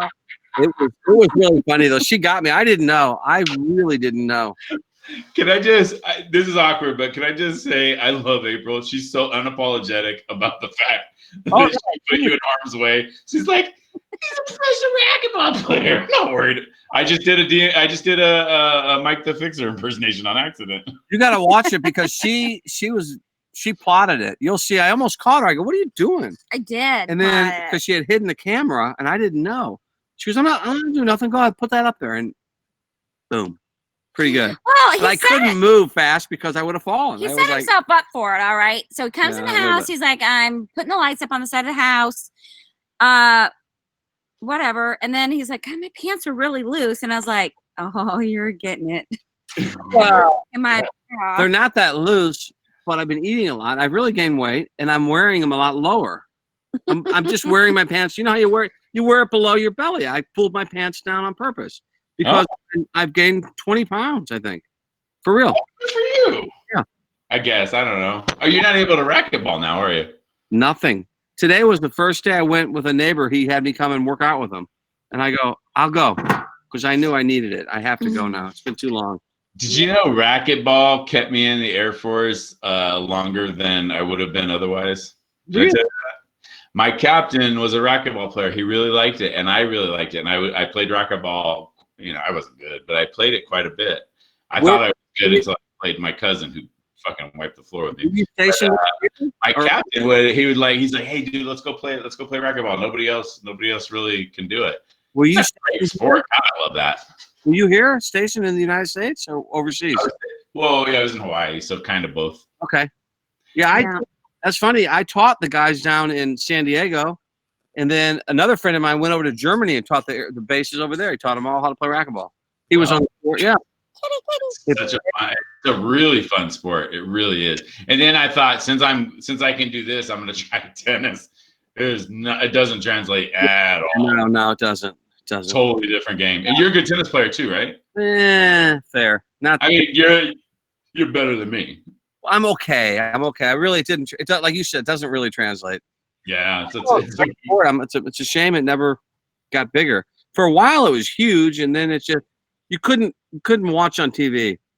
In the 90s, you used to have to reserve a racquetball court probably like 2 days in advance, at least. In the late, I got in it when I was young. In the late 70s, I was only 10, 11 years old. I was already playing a lot. Mm-hmm. By 83, I was on the pro tour. Mm-hmm. But early 80s, guys were making a lot of money. There were 6 million people playing racquetball. Tournaments were every weekend. Sponsors, Nike, everybody was really big into it. It was a huge sport. Yeah. Guys walked away with a lot of money. I got lucky. I for a few years I made a lot of money, but then it just completely died. Gone. Nothing. It's such a great sport, and it's one of those sports that requires just as much mentally, and there's a little bit of not luck, but like you kind of have. I guess there's a little bit of luck because you kind of have to be able to know trajectories and things like that. I liked it because you had to think all the time, not just about what you were doing, but what they were doing. I really liked the sport. It didn't translate over to television, is what hurt it. That would be tough. Because guys hit the ball 150 miles an hour and you couldn't follow. Like hockey, sometimes it's hard to follow the puck. Mm-hmm. Couldn't follow the racquetball. So it wasn't it's not a good spectator sport at home. But live, it's one of the great. I mean, in racquetball, I saw a match recently, a new professional match. Mm-hmm. A lot of kids from Mexico now play. So a lot of and they're great, and they're diving. I mean, if you dive in tennis, if Pete Sampras or Agassi or any of those guys would dive, that would make the highlight reel, right? Like in the news for a week. But in racquetball, these guys are diving 5 or 6 times per rally. Mm-hmm. Live, but on TV, it's horrible. TV's horrible. And so the sponsors pulled out.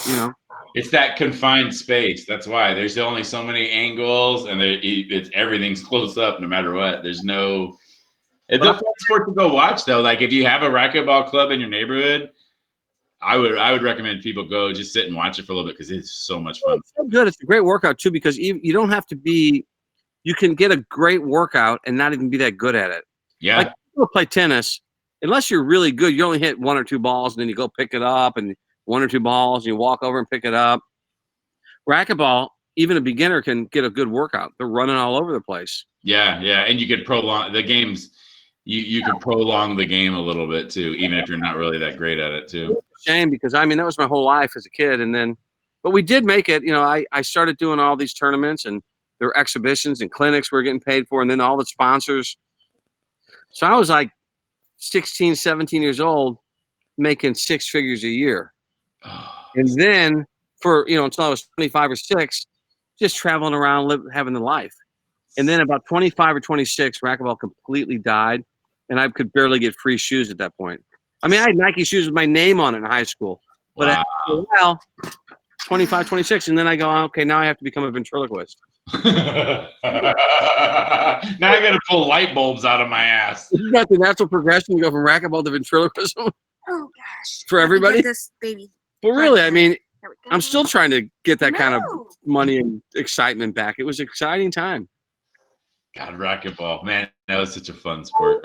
I enjoy it. I was never good at it, but I enjoyed it. I didn't think I was good, and then my cousin Brian just kicked the crap out of me. And I was like, oh, okay, maybe I'm not that good at it. It was fun. Sorry, I had to run and get a charger. I was at 5% on the computer. Your phone's dying?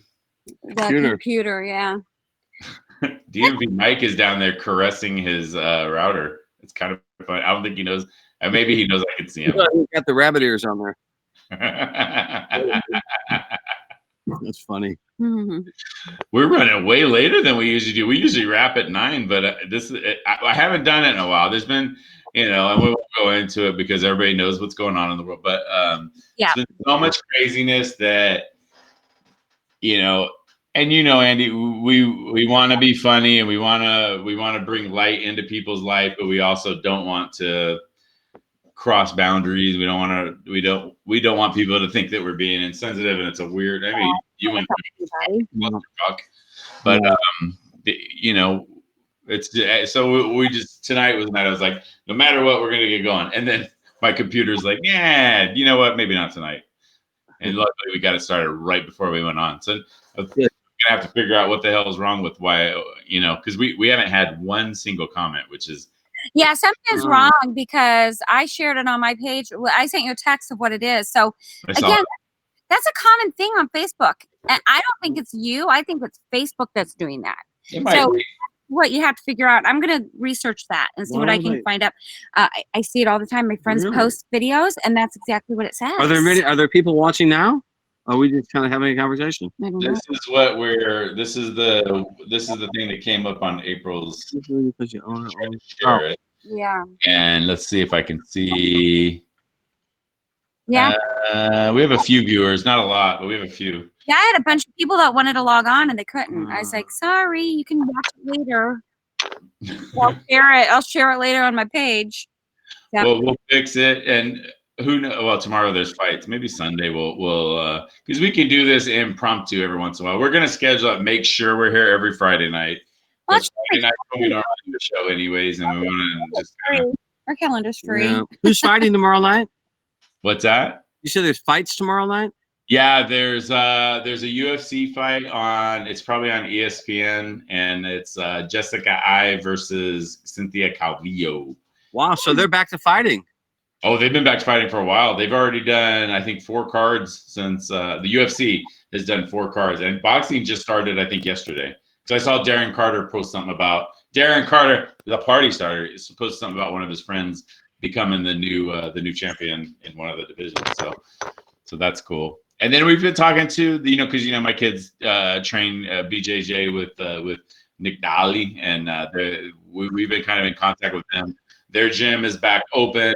They're not starting those classes yet, but they're hopefully very, very soon because we gotta get the kids out there. How is your friend that did the martial arts? Which one? You talking about Donnie?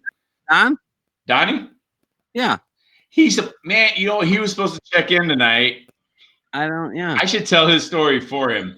He took his girlfriend out on a hot air balloon ride for her birthday, and the balloon crashed while they were coming down, while they were landing. Oh, whoa! Ooh, wow, got hurt. I don't know if she didn't get hurt bad, but he was supposed to come on and tell the story. But wow, he didn't get hurt, did he? He's used to taking blows. Yeah, he probably rolled into it and then submitted the balloon or snapped it in half. I don't know. Who knows what he did? Yeah. He posted a video of him training with Rafael Cordero, and he's Rafael Cordero. I don't know how to speak. I don't know how to say it correctly, but he's like the guy in BJJ. Yeah. Did you see? Yeah. Remember the time I ran into Chuck Liddell at I was at a grocery store one time. Whole Foods. I was too embarrassed to go up to him, talk to him. April did. She went up to him and goes, "My husband would like to take a picture with you." He's like, Did you tell him Andy's a magician? Because I tell you what. Chuck Liddell's a big comedy fan. He's known to the comedy clubs. We didn't say anything. I just took a picture with him. He's pretty tall guy. I think it's Andy's man crush. You got a little nervous. I did. I go. Normally I wouldn't care, but I saw him and I go, "Hey, this." She's like, "Who is it?" I go, "It's Chuck Liddell." She goes, I didn't know who it was. He's such a nice. I've met him a couple times. He's such a nice guy. And I tell you what, he did a book signing. And he fell asleep in between. I don't know if it's because he was partying the night before or if it's too many head punches, but he would fall asleep sometimes in between the books that he was signing. As a friend told me about it. I wasn't there. This was a story relayed to me. So if it's inaccurate, let me know so I can set the story. Well, he must live in the area, like Woodland Hills or Calabasas, because I've seen him out quite a bit with him and his wife. Yeah. He's from San Luis Obispo, and he spends a lot of time. He's been seeing a lot of Ventura. He spends a lot of time on that 101. He's really nice. He's a nice guy. Really, always real pleasant. Yeah, he wanted to talk. People approach him, and it's always the husbands that go up to him. Yeah. It's a line of guys to meet Chuck. Yeah, I didn't want to say anything. You really got him to do it for me. She went, "My husband's too embarrassed to say something to you." And I was like, he's like, "Come over here, pussy boy." I don't think I ever took a picture with him. Yeah. I met him a couple times, but I did not take a picture with him. He did this one. Nice. Yeah, he did that. He was nice. Yeah. He did. He was a nice guy. That's what he did. Another thing, I can't wait for the local fights to start. My buddies run this local organization called Sparstar and a lot of their fights are over at they're in Commerce Casino. Yeah, and I'm really looking forward to getting back out there with those guys. Is that mixed martial arts? What's that? Do they do mixed martial arts? What are they doing? Or boxing? It's cage fighting. Cage fighting. Yeah.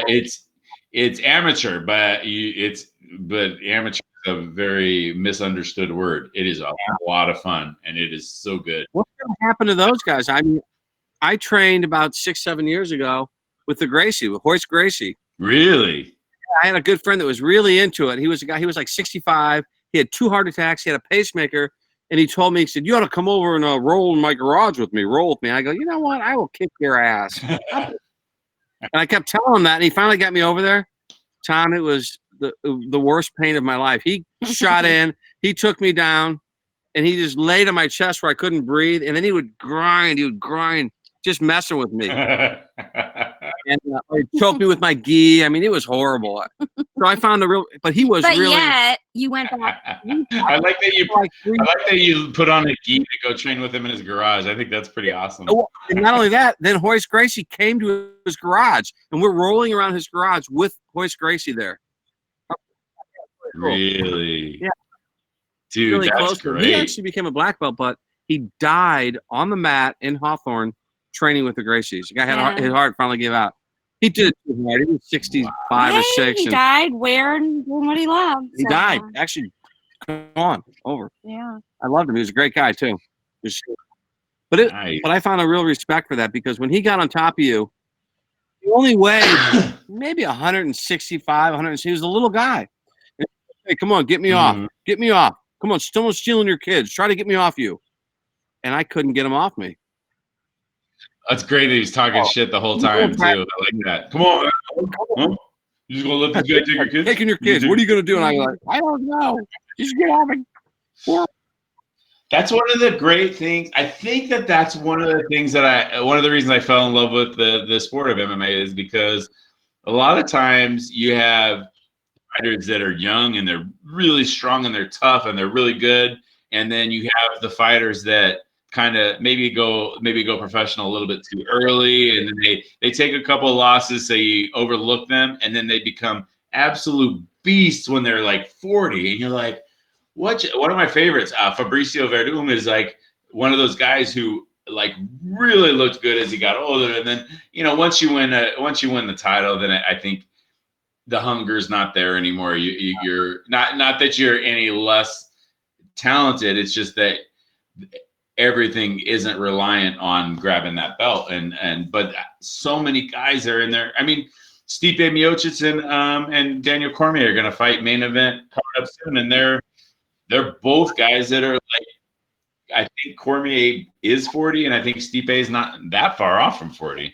Maybe 36 or something like that, 37. But in any other sport, these guys are done. You're like, in football, how many 40-year-olds do you know besides Brett Favre? Or, not me. I would have my daughter.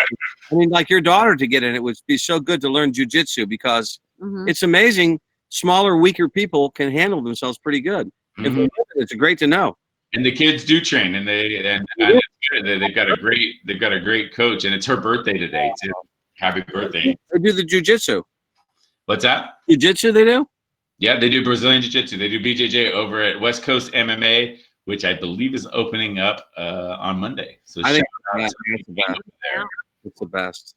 Yeah, they've got and they have a lot of really good fighters that come out of there. I won't start listing them because I don't want to miss anybody, but they've got a really good gym.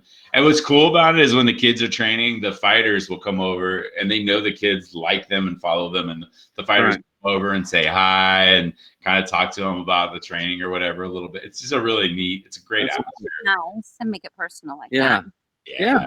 And I'm just fanboy. I'm just sitting there just watching like, yeah, this is what life's like. All right. Well, we got to wrap this up at some point. And I got to get back to DMV. I think he's probably sleeping on the.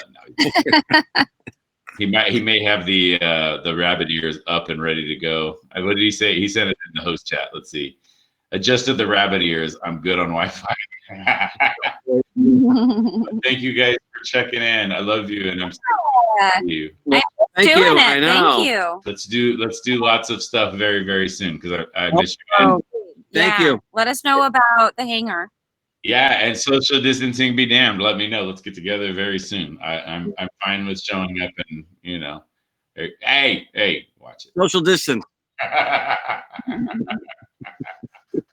We actually had family over today for the first time, and it felt so awesome to be, as much as we're good as a unit, a family, and we're there's a lot of action already with just us.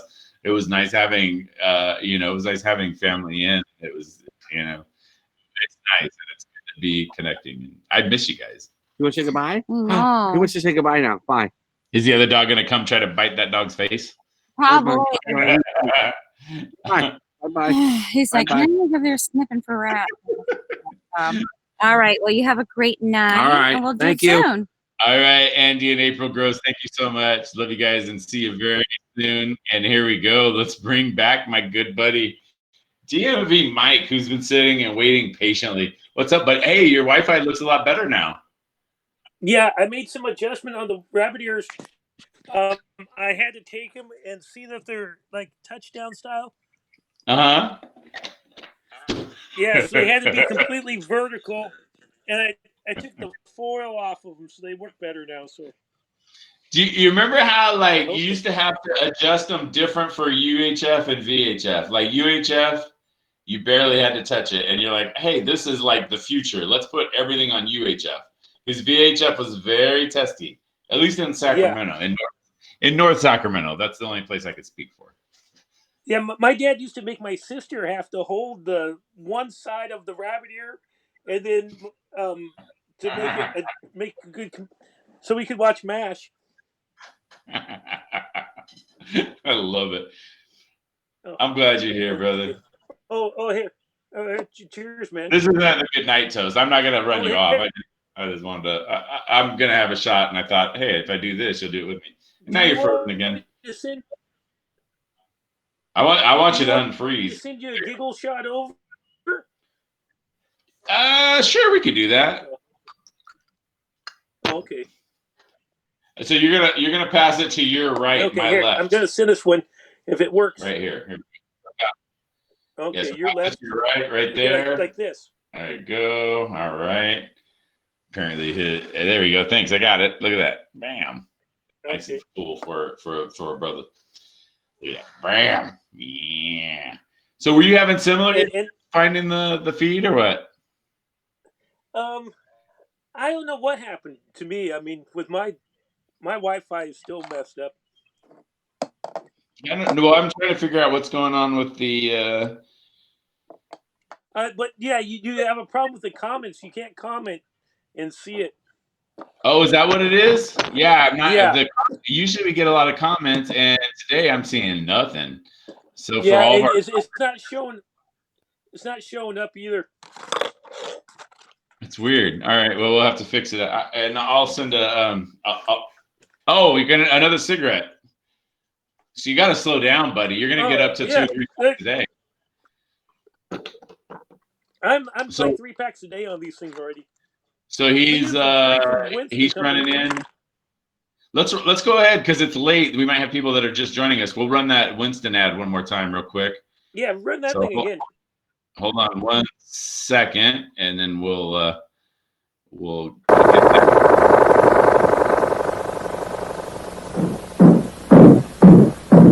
They sure work hard, don't they, Bonnie? Yeah, I hate to see them work so hard. Yeah, me too. Let's go around back where we can't see them. Gee, we ought to do something, Fred. Okay. How's about taking a nap? Hey, I got a better idea. Let's take a Winston break. That's it. Winston is the one filter cigarette that delivers flavor 20 times a pack. Winston's got that filter blend. Yeah, Fred. Filter blend makes the big taste difference, and only Winston has it up front where it counts. Here, ahead of the pure white filter. Winston packs rich tobaccos specially selected and specially processed for good flavor and filter smoking. Yeah, Barney, Winston tastes good, like a cigarette should. All right, good message from our sponsors there, the fine folks at Winston, and you just led us on to the fact that they actually have chewables, which is good. Yeah, these are Winston Stallion chewable, 3 times nicotine of regular candy cigarettes. That's great. You know, we got don't give cigarettes to babies. Is that right? Is that still a rule? Is it still a rule that we don't give cigarettes to babies? Yeah, there's baby Stu. Okay, good. I just want to make sure. Yes, so our buddy here, Stewie, he's not going to get cigarettes. No cigarettes for Stewie. No, he won't. Even though they're chewable and delicious. Yeah, exactly. So anything new coming from the high fiver? It's funny because some of these high fivers are holding up well, but some of them are showing more wear and tear. I don't know if that's they could be off market. I'm not sure, but some of them, look at that. It's kind of showing some wear and tear there. Is that weird? You've got What's that? Okay, DMV Mike's Wi-Fi failing again. Wax. My Wi-Fi is gone again. Hit the rabbit ears again. I hate going all the way back in here to get these things. I think you're gonna have to tell them to stay off of the. I think you can tell your neighbors to stay off those adult websites until we're done. Yeah, we might have to. Remember, they were the ones. They were the ones that liked it when I dressed up like the Tiger King and I had the spandex on. I think there's a documentary called The Fiver King that mentions your because we had a couple of issues. We won't go into it, but there were a couple of issues, a couple of legal problems that happened with the high fivers, and we're gonna go back to that very soon. And I heard there was a full documentary crew following you around everywhere. Yeah, it's a documentary. It's gonna be actually we have it down to 6 parts right now. So I mean it'll be 6 separate episodes, and it is called The Fiver King. And it's just how's that possible that it's shorter than the rise and fall of the high fiver? But I don't know how we did that, you know. But the easiest way to find out about the high fiver is just do hashtag high fiver, and you can check out the website. We've got a legion of fans already that just love that device. And all the info that you ever needed to know about it is on that website. My only hope is that the Fiver King documentary crew had a better Wi-Fi than you do. Yeah. You know what I've been trying to do with this is I've tried to do. Let's just do the classic one up and one down. How about like the L? There you go. That ought to fix everything. Looks like it works a little bit better if it's in the L position. I like that. You could probably do some sort of a dance with that. You could probably do some sort of I'm sure that you could come up with all kinds of formations for it. Yeah, that one's my classic L. That's actually called like a left L. Then we can do a right L. And then this one I call field goal. That's a field goal. Can you still see me? Yeah. Okay, good. I wanted to make sure because I was checking some messages because we had a couple. I was checking a couple of the messages. Yeah, you're kind of like that picture that Marty McFly had. You're starting to fade a little bit. Yeah, it's we're having some issues. I had a couple of. By the way, Jen, thank you for checking in. She said she was on for a little while. We're having issues with the broadcast for some reason. It's not getting out. So what we'll do is we will share this. People might be not watching it live necessarily, but you know what? You could still play the home version. That's the great thing about watching it on video is you can play the home version. You can pour yourselves a little drankety, and you can go for it. Adrian was supposed to check in. I haven't heard from him. I was just sending him a link, and I didn't. That's my bad. So what do you think? Do you have the Quarantinica calendar, or what do we got going on there? That's the sad thing is, show. Do you realize we've done a 2-hour show? I lost the quarantine calendar, so I kind of got in a time warp, and I didn't even know what day it was. So we don't have no quarantine calendar anymore. I'm sure we can. No, we'll get one. Well, let's remind people now. We're going to be here every Friday at 8, and then sporadically in between. We were trying to do it every night for a while, and it got to be a little bit difficult to pull off because of schedules with everybody. And so we're trying to be here every Friday. We will be here Fridays at 8. You can guarantee that. But we'll also jump in occasionally in between. So we want to let people know that Fridays at 8 p.m. Giggles Live, and we will fix whatever bug it is that's because people aren't able to use the chat feature, and people aren't. A couple of people that haven't been able to get in for whatever reason. So whatever. But it's been a fun night. Oh, look who's here. All right. Hey, hold on a minute, Mike. I'm going to come back to you. It's because you'll see why. It's because it's a beautiful lady that's waiting. It's because it's one of my favorite people. Hi, Sarah. How are you? Good. Can you hear me? I can hear you fine. You've got one of the better Wi-Fi's of the evening. Congratulations. You win. Well, I'm calling you from my office. If I called you from my cell phone, it probably wouldn't be as good. Well, you look good and you sound good. And hey, how many drinks have you had tonight? Or do we know? Not yet. I'm going to in about 20 minutes. 20 minutes?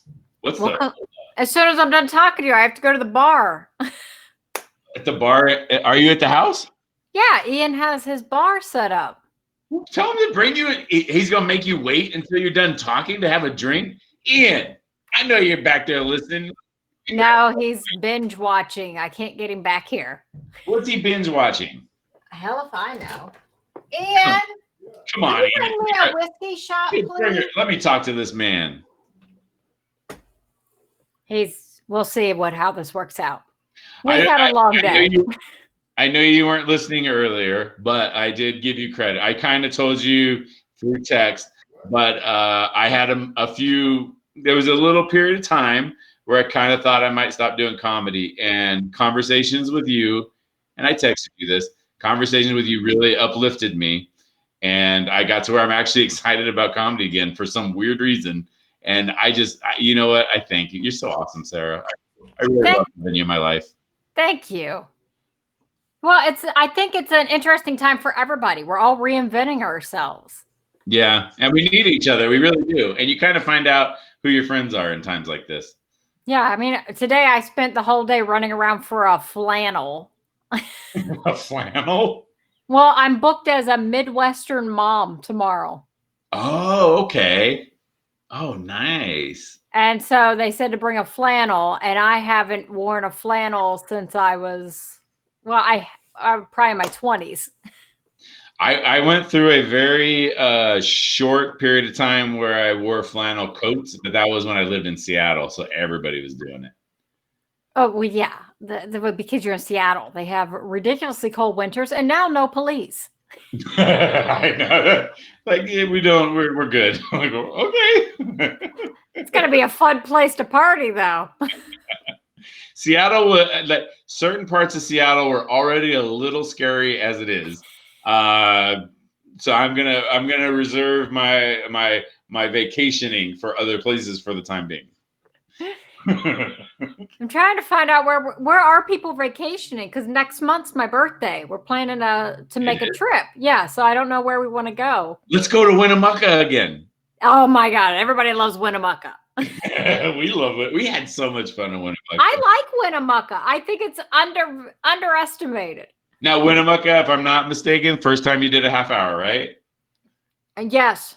And you did very good. You were really good. They loved you, and I believe we both moved some merchandise. The door's moving behind you. Yes. Oh, look at that. Ask you for a shot of whiskey, please. I don't know what's going on, but I don't want to cause problems. She just wants to drink, man. Hi, Ian. He's hiding. I love you, bro. I don't think the whiskey's going to happen. Oh, man. Well, I would hand you one of these if I could. I know. You keep holding it up. I feel really upset about the whole situation. This was way more full when we started this evening. I thought, well, we'll just have a couple. We'll take a couple back tonight. I got 2 bottles of whiskey at the bar out in the living room. Oh, man. Ian's been stocking the bar. He even, he's got the lights that say man cave. He's got the... Nice. Yeah, I mean, it's fully done out there. He's even added a fountain. A fountain? Oh, you got to send me a picture at some point. I want to see this. This is great. I'll send you a photo. It has a fountain. It has a thing that says man cave. And then he bought a big sign that says Blue Moon Beer. Here, don't bother me no more. Thank you.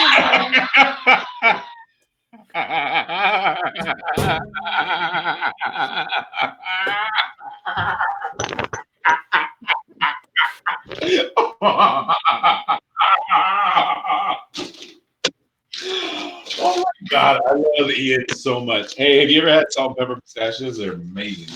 Did you see he gave me an espresso cup full of whiskey? That's awesome. What a good dude. I love Ian. He's don't bother me. I can now sip my whiskey.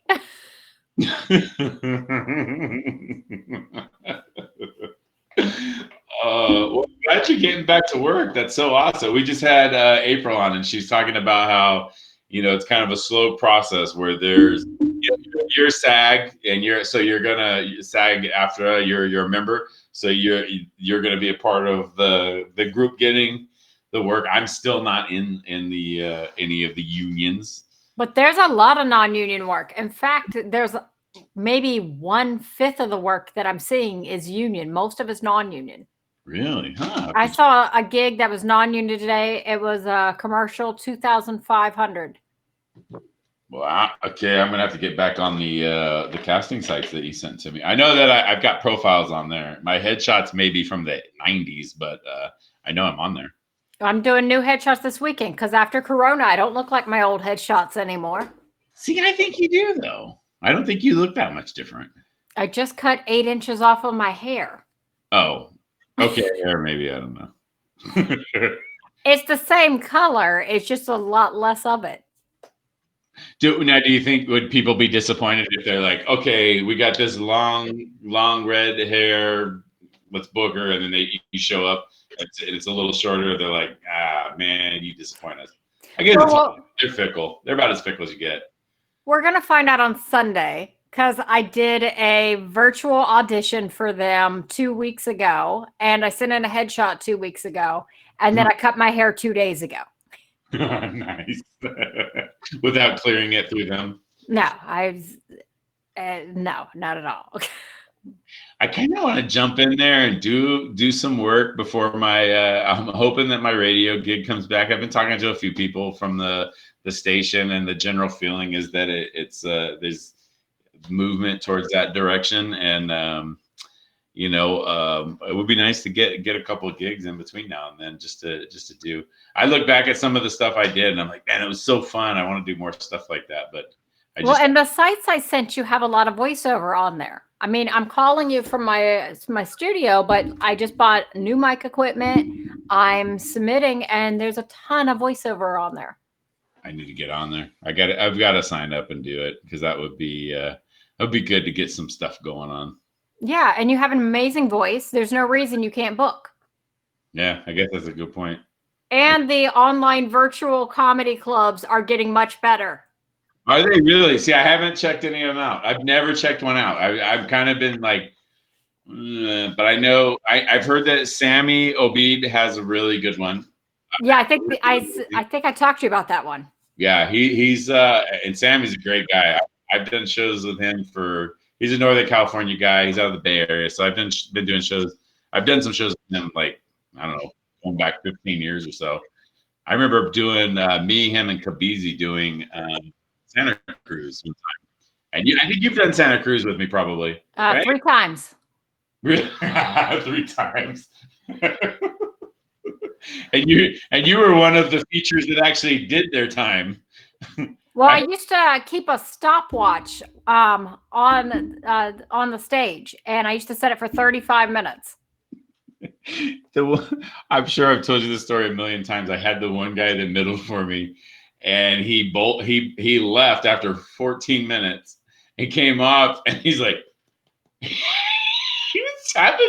was tapping his watch as if there was something wrong with the watch. He goes, I should have been about right? I'm like, no, now I've got to do an extra 20 minutes. But that's why I used to carry a stopwatch on stage, is because of you. Because you've given me a few stories of people who got off at like 10 minutes short, 15 minutes short. Well, what a lot of people, you know this, but a lot of people don't know this. If we are, I forget what the word I'm looking for, but if we're hired to do a show that's an hour and a half, you know, we're basically private contractors. If we're contracted to do this show that's an hour and a half and we go short, a lot of them say they will definitely cut your pay. I've never had that happen, but I think I've been part of maybe 2 shows that went short ever, and I was never the headliner. So I don't know if the headliner ever had to deal with that, but like they say that in your contract if you don't fill this time. And I've done it to Ian. What's that? I've done it to Ian. He's the only one I've ever done it to. Were you in short? Yeah, and I did it on purpose. I feel like Ian, though, is the kind of comic that could probably do like 2 hours, because he does do 2 hours. Every time I see him, he's got new stuff. He's got different stuff. So I feel like he's got that. Like he's got that ability. With me, I'm kind of a lazy writer sometimes. And once I have something good, I'm like, all right, done my writing for 6 months. I'm going to get better at that. I promise. But I feel like Ian's the kind of guy that's like, he's just there. No, he can. I've never had a bad show with him. No, he can do 2 hours. But I know when we first started dating, I toured with him a few times. And then I don't know what he said, but he said something. So when I went up, I think I only did 20 minutes. I was supposed to do 35. Uh-huh. And I got off stage like, fuck it, you'll do fine. And that was the last time I think we toured together. Do you remember? Let's see. I was thinking about, because we've done a lot of trips together. We've done our favorite story is obviously the West Virginia, the guy that thought he had a really fancy bar, and we went in and it was lawn chairs and concrete ground. It was a concrete floor, and the stage was like just an area near some doors to the back of the club. It wasn't really a stage. And that was one of those bizarre ones. And yeah, the double wide trailer. And there was do you remember that I was co-headlining, and the co-headliner that had to go before me was pissed off that he wasn't the headliner and kept trying to convince me that he's supposed to be the headliner. And the booker told us under no circumstances is that guy to go up after me. Remember that? The whole night was odd because I thought I was supposed to be the host for the night. You were. And then the guy looked at me up and down and was like, "Oh, I can't use you," and then replaced me with some random guy. But you did get to do a set, right? No, the guy bumped me for some open micer man. We should have just left. We should have just. He made you put on your gym outfit. Yeah, my beat. I had a hole in my shirt. It was dirty. Yeah, and then he tried to get you in his old shirt he had in the back. Yeah.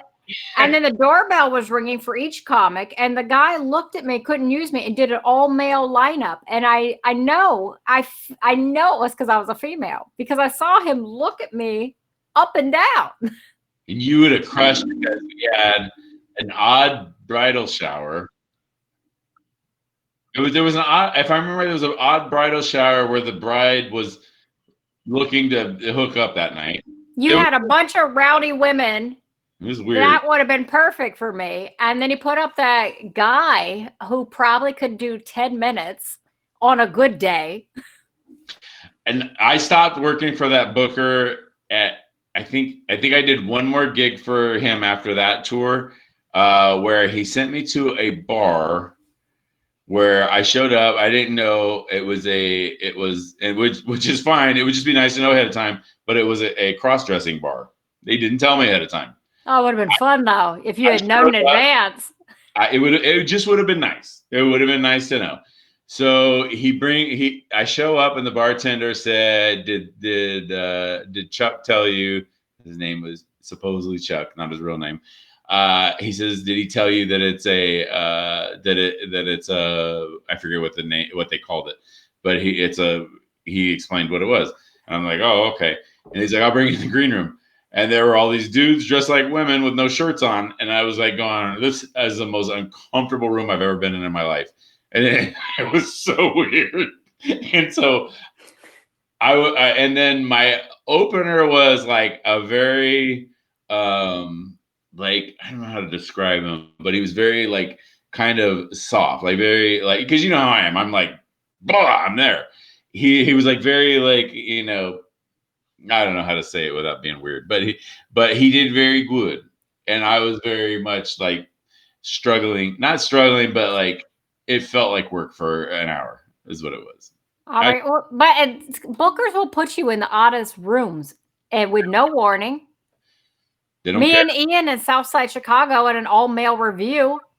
I mean, there was no warning. That first up, women would start talking about dildos and screaming that at us. Second, no warning that half-naked men would line up behind us during our sets. Ian was headlining. During his set, the guys were bending over and pulling their pants off to get down to their thongs. Oh, my God. Sometimes they don't warn you. They just throw you out. Many easier ways to make $200 than that.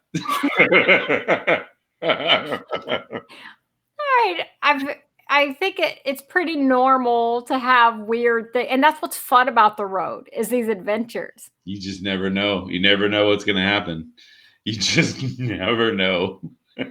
Well, if you ever talk to Ian again about weird gigs, he did one in Eau Claire, Wisconsin, and they blew up like life-size posters of him in the town, and it's like a very small town. Really? Huh. When he first got in there, everybody kept staring at him and people were like following him, and he's like, have they not seen a black man here before? Wow. But then he found out there were these life-size posters of him. That's so funny. Yeah. I've had where I go to a small town and I've gone to like, and I'm not bragging, but I can afford to eat at Jack in the Box for breakfast every once in a while. Where I went to Jack in the Box to grab like a breakfast burrito, and the drive-through worker asked me for an autograph through the window because they were at the show the night before. Nice. It's really weird. It's like you're like, how small is this town exactly? But see, that's always the stuff that happens when you're like really small, middle of America, because they remember you, and there's not many people there, and it's weird because people will be staring at you when you're walking through.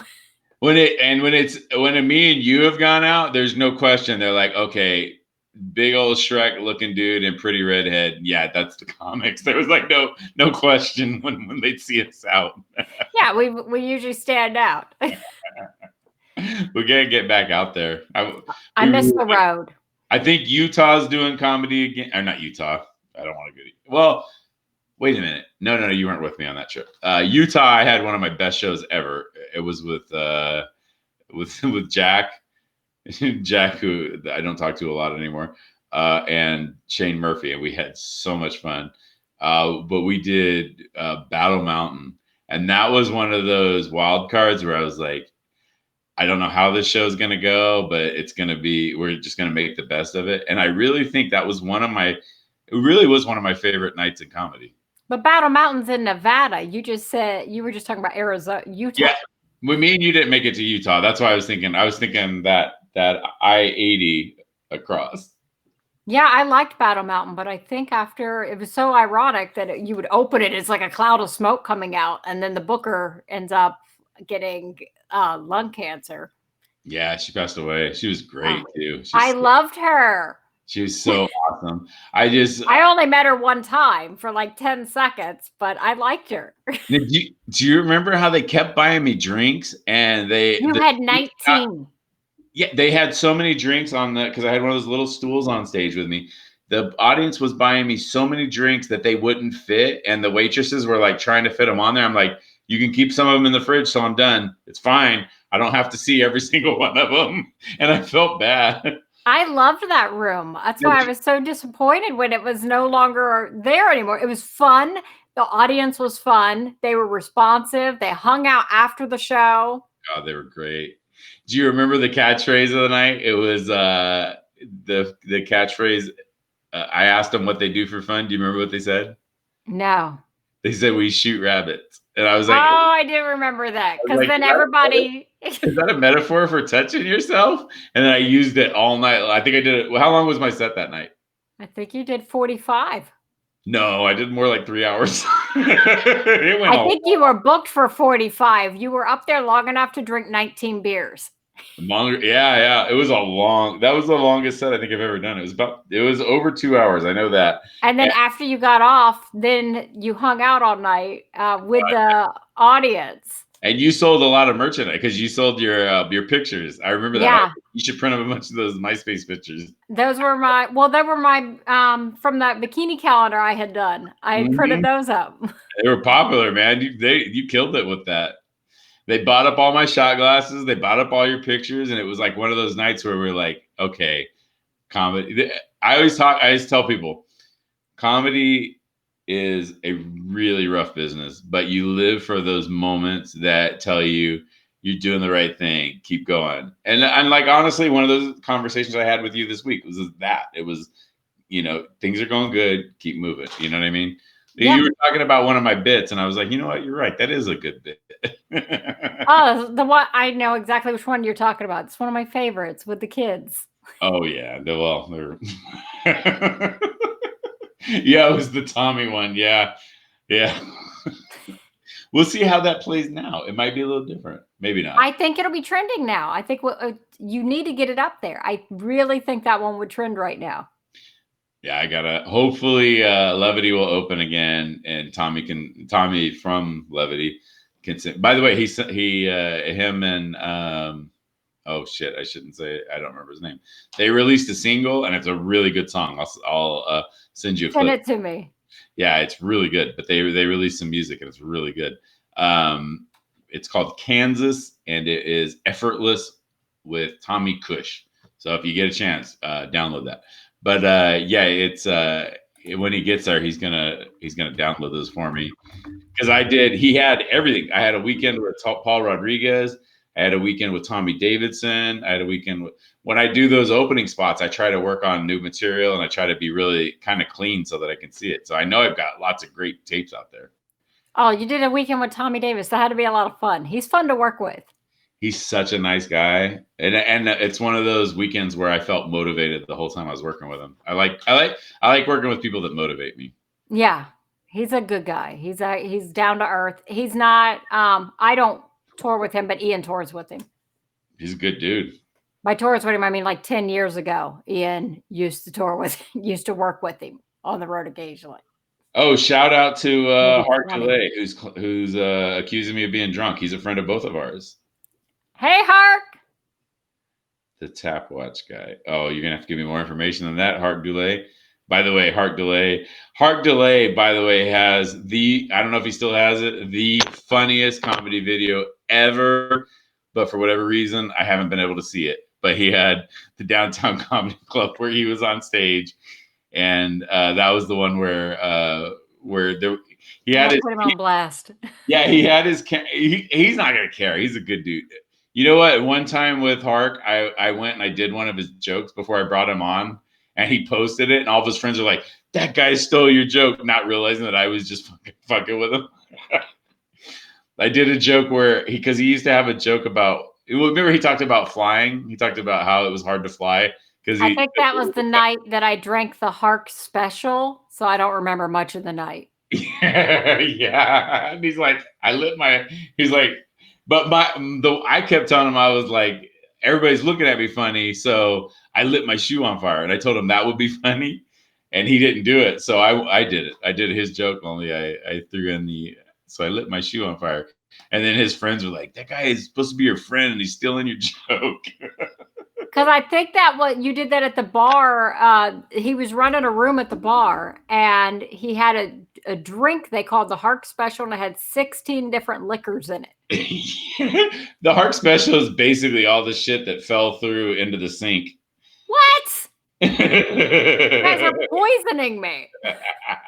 Oh, he wants me to say the name of the guy that went short at Santa Cruz. I'm not going to do that. Why is he trying to put people on blast? What is wrong with him? No, the reason he wants to is because he knows I didn't see the guy tap his watch because I was running to the fucking stage. He's the one that saw the guy go. He's like, dude, that should be about right. He's like, kept tapping his watch as if the hand got stuck. He's like, that should be about right. How much time did he do? I'm hoping he answers that. Like 5 minutes.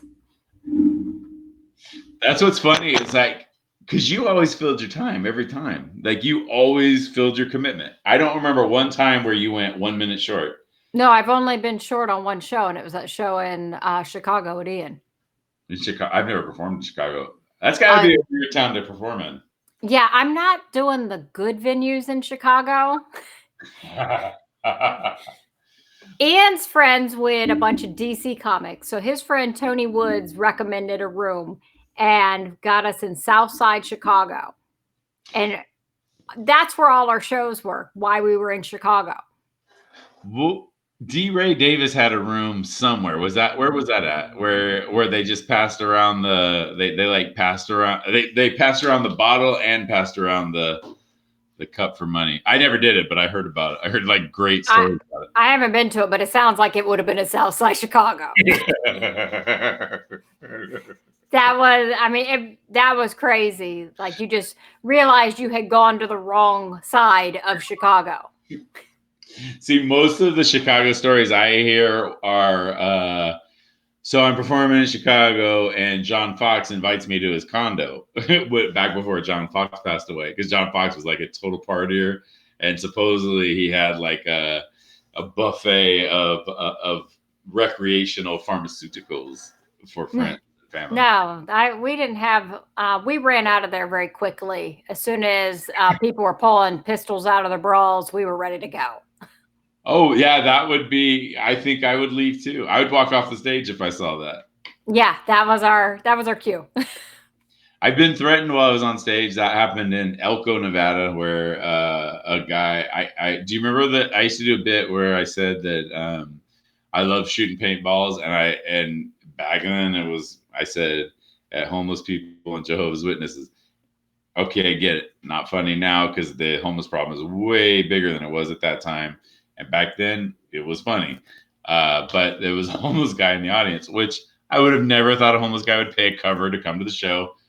My bad. He stood up and he said, "Fuck you, motherfucker. You don't know where I've been. I'll kick your fat ass." And I was like, what? I think that wasn't your ideal audience.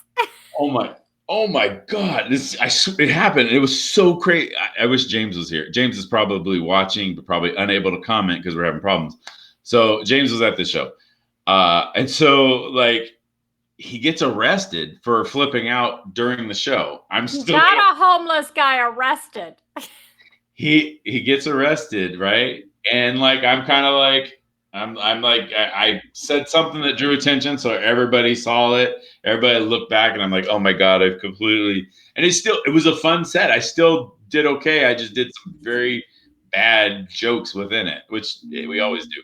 And then at the end, I'm trying to sell my CD, so I'm like, yeah, you want to pick up a CD? I said, there's a lot of jokes you saw tonight. I'm like, there's no homeless guy getting arrested at the end. And this lady stands up. She goes, "Fuck you, you fat motherfucker. I'll kick your fucking ass." What the? Was that his mom? Who was that? I don't know. But long story short, I've never gone back to Elko. I was like, nah, I'm not going to go back to this place ever again. I did a show, and I think the comic on stage was Henry. I'm not going to say his last name. And he always pisses people off. That's just, it's going to come. And I don't know what he said because I wasn't paying attention, but the guy stood up and threw a table at him, And then he's grabbing the mic stand like it's a bat. Like you never know.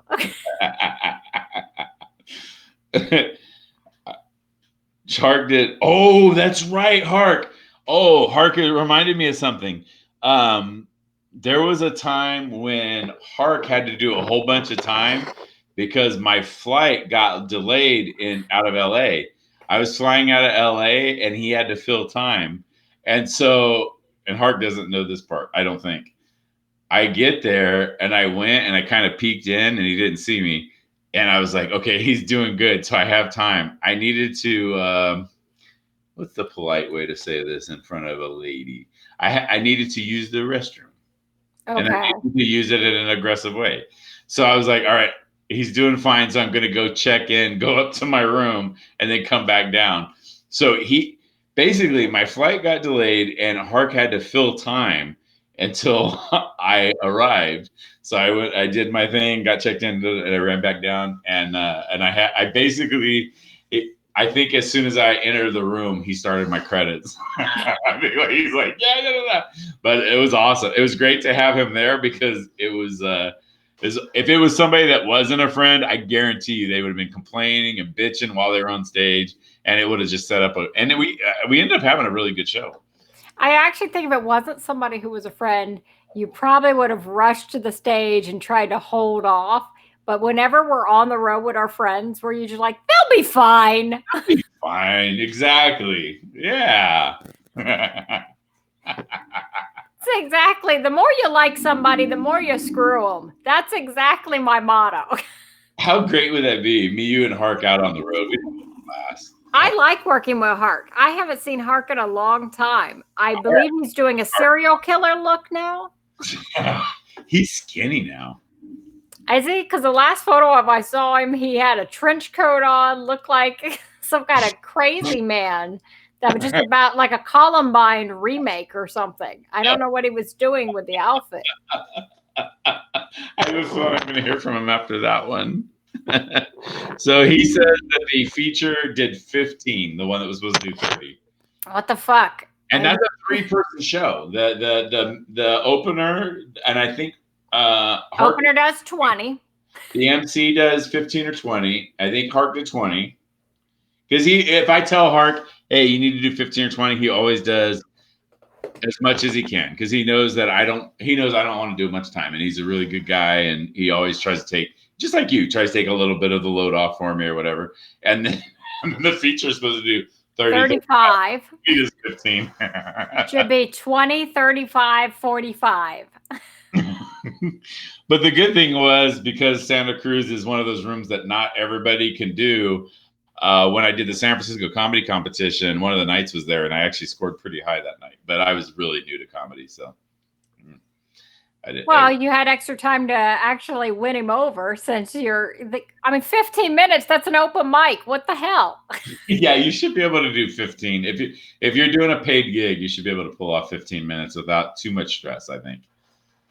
What the fuck? If you can't pull off 25 minutes, you need to keep your ass at home. Yeah, I kind of felt that way. I was like, we're standing back there, we're talking. He's like, all right, that's been my time. I'm like, no, it hasn't. No, wrong answer. I remember a female comic told me that she did a show once where she got off stage early and they told her they'd cut her pay for not doing her full time. She got a bar stool, walked right back on that stage.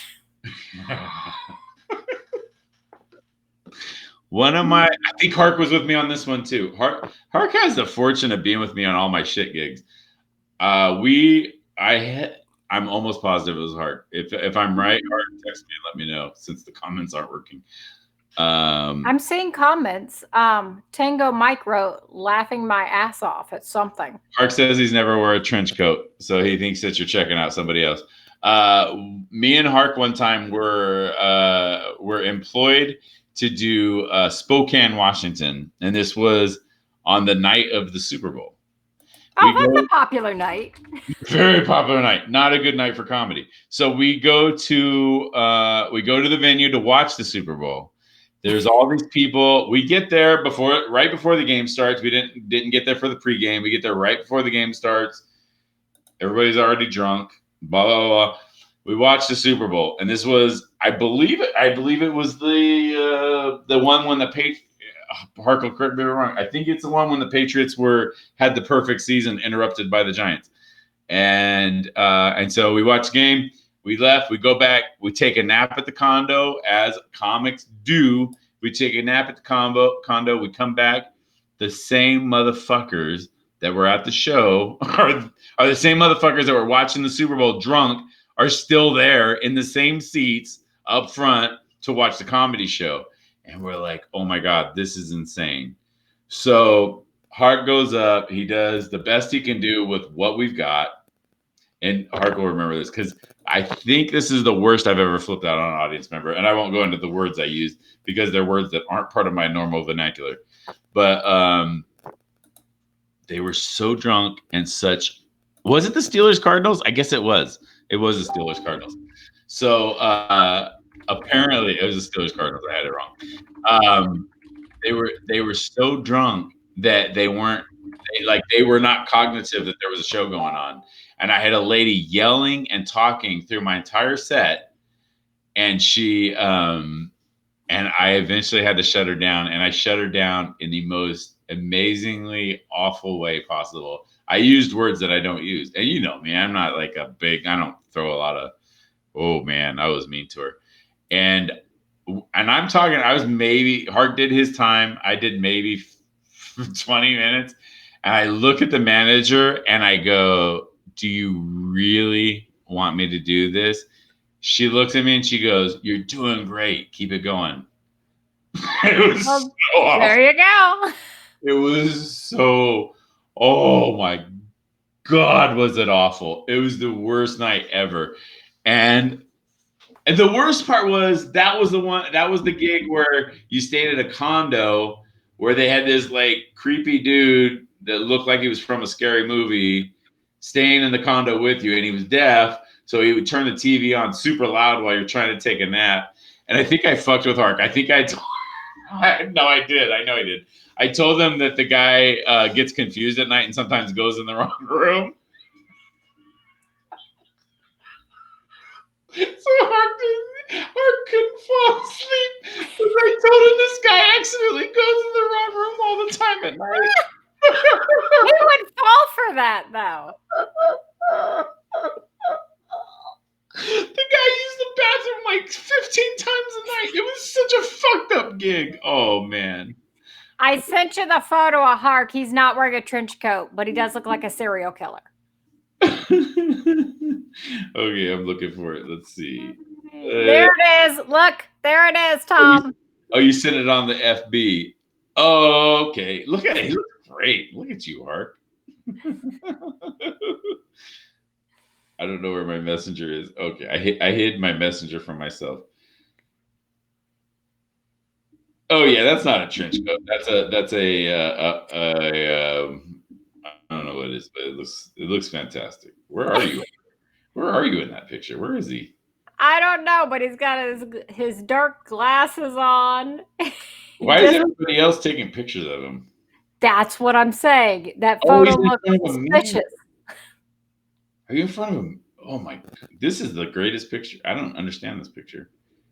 All right, Hark. I hope you explain the picture to me. It looks suspicious, right? There's a bunch of people around him with cameras. I see his family members in the back. I think some of them if they're the ones taking photos, it makes sense because otherwise, I'm not able to process this. He said it's Chicago the Bean. I don't know what that means. Hope that's not some kind of slur that I didn't. You know what, Hark? I love you, brother. I miss Hark. Hark is like, we don't talk as much as we used to, but I've always loved Hark. He's such a good guy. He really is a good dude. Well, he's fun too. He's gullible. He drinks. He's always down for anything. Never turns any experience down. Like you can be like, "Hey, Hark, do you want to go to the middle of Nevada in a coal mine and tell jokes?" And Hark's like, "Yeah, let's go." I've got to get him on. Hark, I hope you can do the next episode. I want him to tell us about the gas game. He has I don't know if it's real, but he has this thing called the gas game. Hark does not like to fill up the gas tank until it's empty. And he will go as long as he can without filling up the gas tank. And I swear to God, there's been times where on the inside, I'm crying thinking, oh my God, we're going to die because we're going to get stuck. And we roll like not on the vehicle's power, but just on the momentum from the gas that we used to have, roll right into the gas. And it's happened more than once. He calls it the gas game. Call me a liar, Hark Dulai. Call me a liar. Whenever you're riding with somebody who wants to, like, you get it, you're in like Utah and you pass, they're like, I'm not stopping here. And then you pass the next sign that says it's 150 miles to the next gas station. Is it just me, or do you turn all the music off and for some reason you ride in dead silence, not even fucking talking to each other? Like, don't breathe too loud. I have to hear if some fumes are going. Yeah, I want to hear the carburetor choking because it doesn't have anything to drink. Okay, because I thought it was just me. Because I know, like... I'm so sadistic that I want you to yell at Ian for another drink, but I'm not going to ask you to do that. I think you saw what happened. Don't bother me again. He wasn't happy with that. I think he's watching Giggles live on the Facebook and does not want to be interrupted. No, he's been binge watching the same show for 3 days. Oh, but you don't know what show it is? No, I have no interest in finding out what show it is. It keeps him out there. He's busy. So much for bonding time. Well, I got him out today because I had to find the flannel, and today was the first day most of the stores reopened. How did you find flannel? How many places? Because I can't imagine flannel's an easy thing to find in LA. Apparently not. It is not an easy thing. We started at Macy's. No. Then I was like, well, I'll look at Walmart because that seems like flannel people. Yeah. Nope. No cute flannels. So then we went to Nordstrom Rack. So here's the thing: when you get to Nordstrom Rack, Marshalls and TJ Maxx, they've been closed. Today's their first day in Southern California to be open. Right. The line was so long. I've been in shorter lines at Disneyland. Oh no! And the stores are right next to each other. So we would wait to be in a spinning cup at the end of the line. That sucks. Yeah, and I keep getting in one long ass line after another, and they're all on these S curves. One of the lines, some lady was going at the TJ Maxx. The lady's going up and down with a clipboard, asking everybody if they want to sign up for a high interest predatory lending credit card. She must have asked me that 5 times. No, I don't want your high-interest predatory lending credit card. Get out of my face. I just want to go find my discount flannel and get out of here. The sad part is I wouldn't even be able to help you with flannel because the flannel I had, I don't think it's there anymore. I wouldn't know. They are not popular in California. Well, I don't know if it's a necessarily popularity. I just think they're not necessary in California. Yeah, when I lived in Ohio, you could find a flannel any day of the week. It didn't matter if it was summer, spring. I feel like there was probably there was 20% flannel at that show we did at the Funny Bone, was it? Funny Bone? That sounds about right. Yeah. Ohio was full of women in flannels. I don't know how it must be very difficult to tell the difference between a gay woman and a straight woman in Ohio because they're all wearing fucking flannels. Everybody's wearing a flannel, a t-shirt. They all know how to change the oil in a car and make a casserole at the same time. I mean, it's just the crowd. I don't know how to verbalize this. I think Hark was with me on this one. I think it was Hark, but this was another Winnemucca story. And there were several women in flannel that one might not find attractive, and they all bought merchandise from me. And one of the ladies was like, "Don't worry, we're all into women. You're safe." I don't know. I found it hilarious. Well, it's so fun. I was going to say Winnemucca would be another one of those communities that half the people wear flannels. It's just. Yeah, there's certain areas where it's 50% of the wardrobe that you wear is a flannel. When I go to Winnemucca, I always go to I want to do that. It's so funny because any comic that's watching is probably rolling their eyes because it's not like a super hard gig to get, and it's not like an easy gig because it's not a great room and it's kind of hard to get to. But it was the first place I headlined, so it's all I've always had a soft place in my heart for it. But I try to always go to Walmart and invite employees because they don't realize a lot of times that there's a free comedy show at the casino and they can have fun. And a lot of times they'll have like little groups where the employees are talking, where they're like planning the day, and I'll jump in there and I'll just jump in like I'm an employee and I'm like, hey, let's all go to the show tonight. I've done it twice. Well, I did when I was in Ohio. I had 10 free passes for the Funny Bone. And I went to Kroger's to pick up some food before the show. And I passed out the 10 free passes. And the people all came up to me after the show and were so they're like just excited to get out for the evening. They didn't even know there was a show going on down the street. Oh, that's where it's at. Oh, that's where it's at. I can't wait till we can get back and doing stand-up. I got to a point where I was like okay with not doing stand-up, and then you had me go back and look through some clips, and I was like, oh God, I miss this. I really do. Oh, I miss it so bad. I got a clip I'm about to release, but I don't want to release it until I do something in a couple weeks. But when I do this thing in a couple weeks, I'm going to release this clip I've been holding on to for like a year. How come I cuss so much when I tape? I think you need to be my psychologist now because you know me as well as anybody. Why do I cuss so much when I know there's a videotape running? I don't really know because I don't know if you've noticed my set. There's a lot of cussing going on. Maybe that's why. There's a lot of cussing in my general life. I feel fairly clean most of the time, but however, when I have a camera running, I'm like a little more. Maybe it's nerves or something. I don't know. I think you're paranoid about that because I honestly don't think you cuss that much. That perfect set is so elusive to me. Like I feel like I haven't found it. I keep wanting to have just that killer set. Nobody ever has a perfect set. Chappelle, even in his mind, hasn't had a perfect set. I'm sure it could be the most amazing set to everybody else, and there's some small little line that you didn't say the way you intended to say it. Ooh, Hark has reminded me of a gig that we did in Kirby with our buddy. We did it with our buddy Doc Bashford, who's up there. He had a Bigfoot tag. He was a Bigfoot hunter, one of the nicest guys in the world, and I love him like a brother. Lunatic. But we had audience members that told us. I'm sending Hark a link just in case he wants to try to jump in, because at this point the show's not going to be only 1 hour long. Obviously, we've been going for almost 3. Well, since we've talked so much smack about him, you might as well let him join in. Well, I was thinking about, I was like, oh, I'll have him join the next one, but I'll send him the link now. And then if he wants to join in, he can. If he doesn't want to, it's no pressure. Your brother just said he's had a perfect set. Who said that? Your brother. Where do you see that at? It says Ryan McClain. I have a perfect set. My brother does have perfect set. Maybe I'm just not seeing the comments here. Dude, I didn't know you're watching, bro. I'm glad to see you, bro.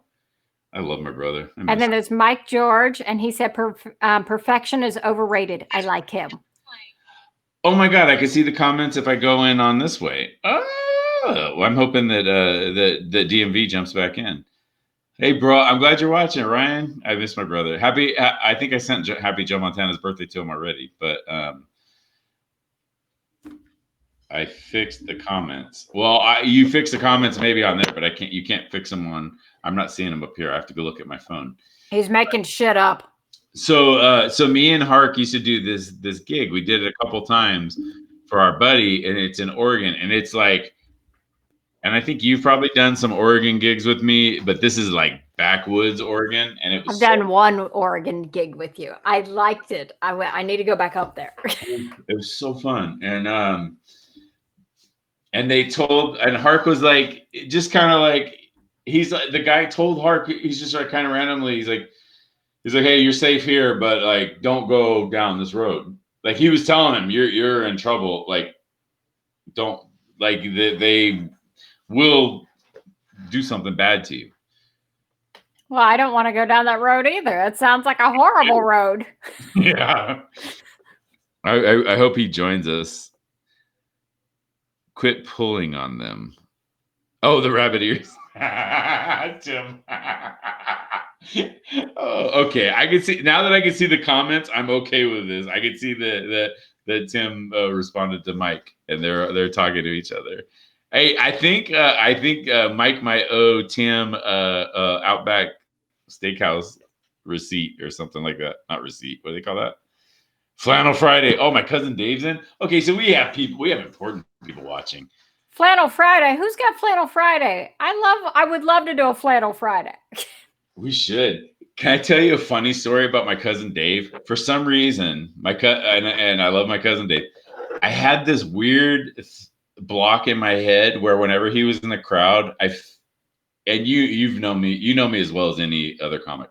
I had this weird block in my head where I felt like I had to tell the crowd, even though it wasn't true, I had to tell the crowd that my cousin had crabs. I don't know why, but I always felt like anytime Dave was in the crowd, I'm like, hey, by the way. And then I'm not going to say what I said about later on. I said something that to some might seem even worse, that ended up giving him a nickname at his job where people called him a certain nickname. He said it may be true. I'm going to hear from him tonight. This was almost full when we began the program tonight. Yeah, I feel like you're rubbing it. I literally have a can of water and my empty espresso cup.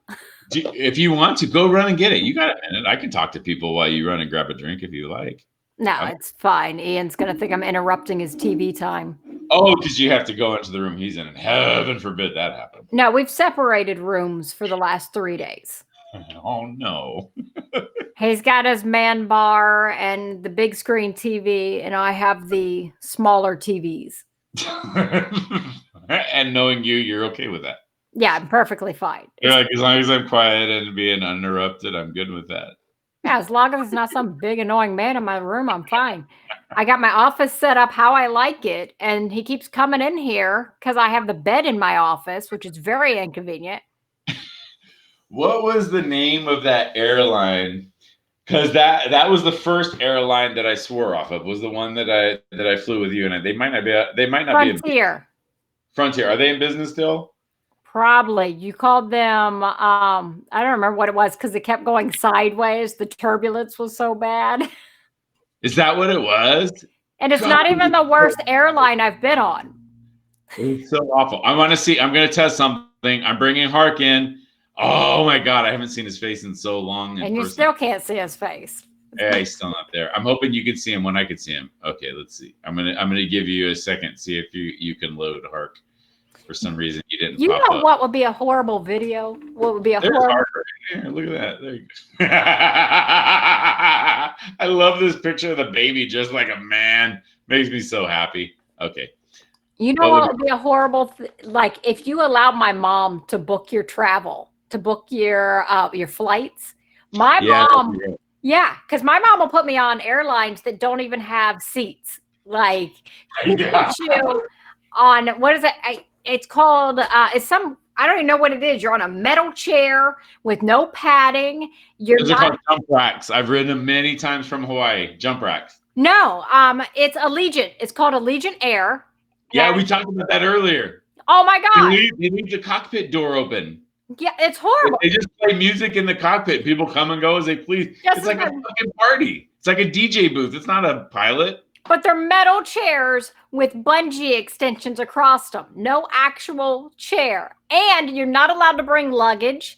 And you don't get a drink. You don't get peanuts. So my parents will wear a jacket. And they'll fill all the pockets. And... I love it. That makes me so happy. And then these are the airlines they'll book me on. Like if I'm on Southwest or Frontier, which you think are shitty, I'm like, oh my God, I'm flying first class. The one thing about Allegiant that's great, Allegiant flies into Tri-Cities, which is where Pasco, there's the two other cities, Richland. I always forget all three of them. I can never get all three. I can always get two, but never three. It flies into Tri-Cities. It flies into Medford, Oregon. I don't think you've performed with me there. I've done a few gigs there. It flies into like these weird towns that have smaller airports. So that's great. And it actually flies. It used to fly out of, I don't know why I'm pointing. It flies out of my backyard. Yeah, it flies out of my punching bag. No, it flies out of like Santa Barbara. So, and Santa Barbara is one of those places where they don't charge for parking. You pull up, you park, get on an airplane, and go. It's great. Well, they didn't find, when they started traveling, they would find these discount airlines, and when they retired, because they would travel and talk to seniors. I mean, this is when they started doing things like they'll get on a van and they'll drive down to Mexico and get their dental work done. They get on. No, they're doing all kinds of random crazy stuff now. Your parents are hilarious, by the way. Your dad, it took me a minute to figure out that he was one of the funniest human beings on earth. Because he whispers it under his breath. He mumbles everything. He's like, and then when I started to listen, excuse me, I got the hiccups. I should drink something. I got water. When I started to listen to him, I realized he's freaking hilarious. Yeah, he's talking shit constantly. My dad is constantly under his breath mumbling insults at every person he sees. And some of the stuff that you talked about from like when you were younger, I kind of thought was just like a little bit, because comics exaggerate a little bit. Nobody believes me. Oh my God. He's like, yeah, we barely knew she existed for like the first 15 years.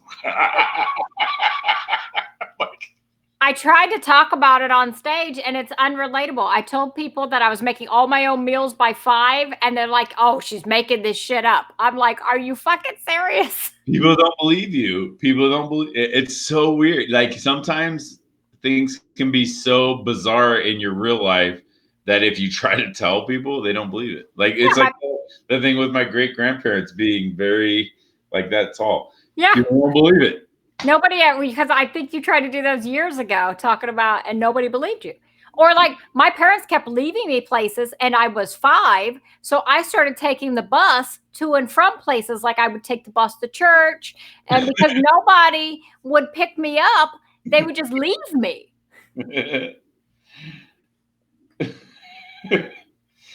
Hark said he tried to get in, but he got bumped.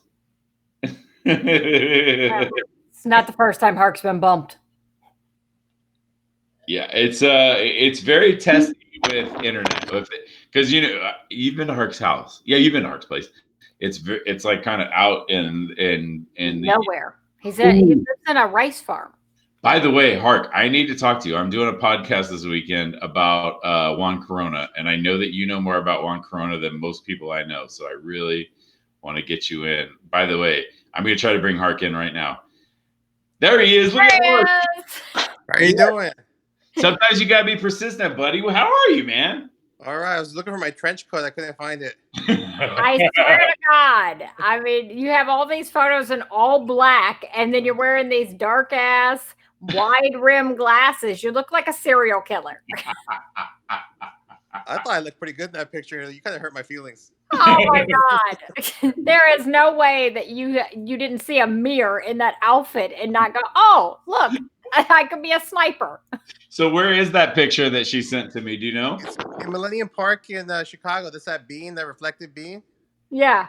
Oh, okay. Yeah, so it's a famous spot. So I was like, okay, that's... Yeah, it was last year when I went for my nephew's graduation. And I'm right when I say your nephew. Wait a minute. My sister's son. Oh, okay. I was like, oh, wait a minute. I'm like doing math. I'm like, how old are? Well, they're both in college too now. Oh my Jalen's God! Is Jalen still playing baseball? He ended up not playing. Oh man! He wanted to go to a D1 school, and that didn't work out. So he still wanted to go there for education. So he didn't want to go to D2 or 3 to play baseball. So I wanted to go to a D1 school, but it turned out I was dumb. Yeah. So we knew that. Yeah. I didn't want to hurt his feelings. Are you talking about Juan Corona? What's that? Juan Corona? I'm doing a podcast about Juan Corona this weekend where my friend Kat Alvarado does a podcast about the most evil people in history. And I was like, do you know about Juan Corona? And she's like, no. And so we talked about it. She's like, oh, I want to bring you on so we could talk about it. I'm like, I don't know anything about him. So I'm like, Are you guys saying Juan or Quan? Juan. Juan. Tell people who Juan Corona is. Let's cheer people up on a Friday night. My dad knew Juan Corona really well, actually. Tell him what he did. Juan Corona was the biggest serial killer in Northern California.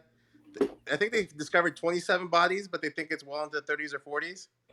He was convicted of 20-something, but it's expected that it was way, way more than that. Yeah. Yeah. I've been at your dad's house. I mean, you should tell people that your father's friends with a serial killer before you invite them over. He wasn't friends with him after he became a serial killer. Before that. Just before. Well, my dad had the farm, so Juan Corona used to bring farm laborers for people around here. But instead of paying them, he'd kill them. Yeah, so... so we didn't know he was a bad guy. We just got some new workers. We just knew he had cheap labor. But sometimes I wonder if there's someone buried in an orchard. I really do. I know you brought that up to me a few times. That's why I'm like going, wow, that's crazy. Oh man. And then Sarah stayed here, so I couldn't tell her before she was staying here because she would have freaked out. So yeah, that's normally something that people would freak out over. Yeah, so I decided to tell you that. But Sarah's one of the toughest people we know, though. Yeah. Yeah. Do you remember when you stayed here? Yeah, I brought it up. I know, but do you guys remember how it ended up you being here? No. You two got in a little argument. Tom left your Starbucks. Because my brother didn't have room for her to stay at his place. So I'm like, I want to drop me off at our next gig. And then, because I can't remember who I was staying with. I was staying with somebody who didn't have room either. Mm-hmm. Oh, who was that? Oh, I don't remember. That was over 10 years ago. It was a long time ago. He was such a jerk. He left your Starbucks. Didn't even wait for me to get there. He's like, He's like, no, I'm leaving. Did you strand me at a Starbucks and I blocked it out? Such an ass. Oh, thanks for bringing that up, Hark. Me and her were in a really good place. Totally forgot about it. Like 10 years later. I have to remind you that you guys didn't always get along so well as you guys think you did. Such an ass. We got along even when we fought, though. We're like, we've always gotten along. Yeah, I still remember talking to Tom because I was about 30 minutes out. I was like, okay, I'll be there 30 minutes. You already left. She's there. Such a dick. A fucking dick. Why are you bringing that up? Because you guys have this attitude right now going about how great you guys were on the road together. Well, now I need a whiskey.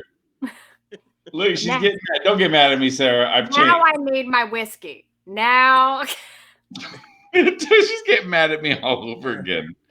Then I've been watching Tom get drunk So 16 years today, Tom, being sober.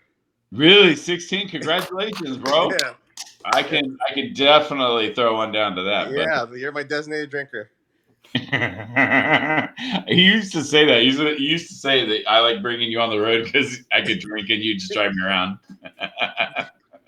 Do you remember we got pulled over in Richland? Did we? Yeah. Because the windows weren't frosted. Frosted, right? Yeah, and you drank quite a bit. You just wouldn't shut up. The cop was really nice and like, my friend doesn't drink. Leave him alone. I was like, I know I'm sober. You don't have to tell him I'm sober. Yeah. Well, I'm glad you guys didn't go to jail. Yeah. And Sarah, that one house in Spokane, you would have been freaked out too. It is the scariest place in the world. Do you remember when I told you that the guy accidentally walks into the wrong room sometimes? Yeah.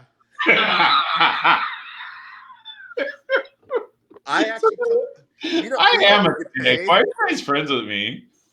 And I haven't told Tom. I got because of the hotel by the bar we did the show at. I was like, I would just pay for my own room at the hotel. I don't want to stay here.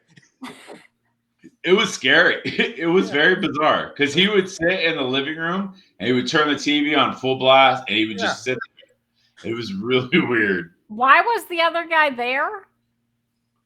Because he kept up the place or something, right? It was like, I guess the same place did a lot of like music stuff where bands would come and stay there on the weekends. And because they had the for whatever reason, they made us stay in the rooms that surrounded his room, but they had an upstairs area that had a ton of room, but they didn't want us staying up there. Why wouldn't you have just insisted to stay in the upstairs area? Because we just want to get out of Spokane. Okay. I asked Tom if I could sleep with him. I was that scared. You know what? I have asked Tom if I could sleep in the same. When we were on that gig where the I was featuring, and the opener had a girl come into the room wanting to give him a BJ, and I was like, I got to get out of here. You said I remember that. Yeah, I went to Tom. I was like, we got to get a cot. I'm staying in your room. I'm not staying with this freak. Yeah, that was scary. Yeah.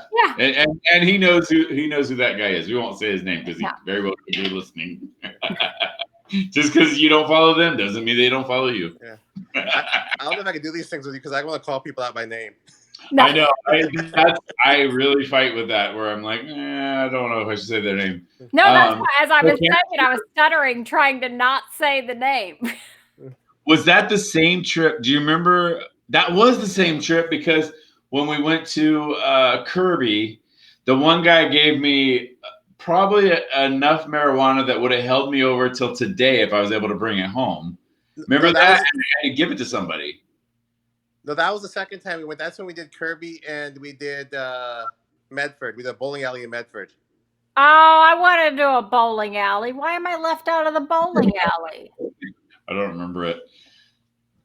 I know we did Kirby twice. I actually found video from the set when it was Doc's birthday, which might have been both times. But I found video. I haven't watched because I'm horrified. It was a very, very long video.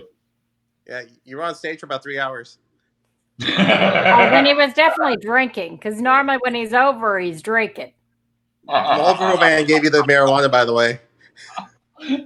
She says on a 1-hour show that's now going into.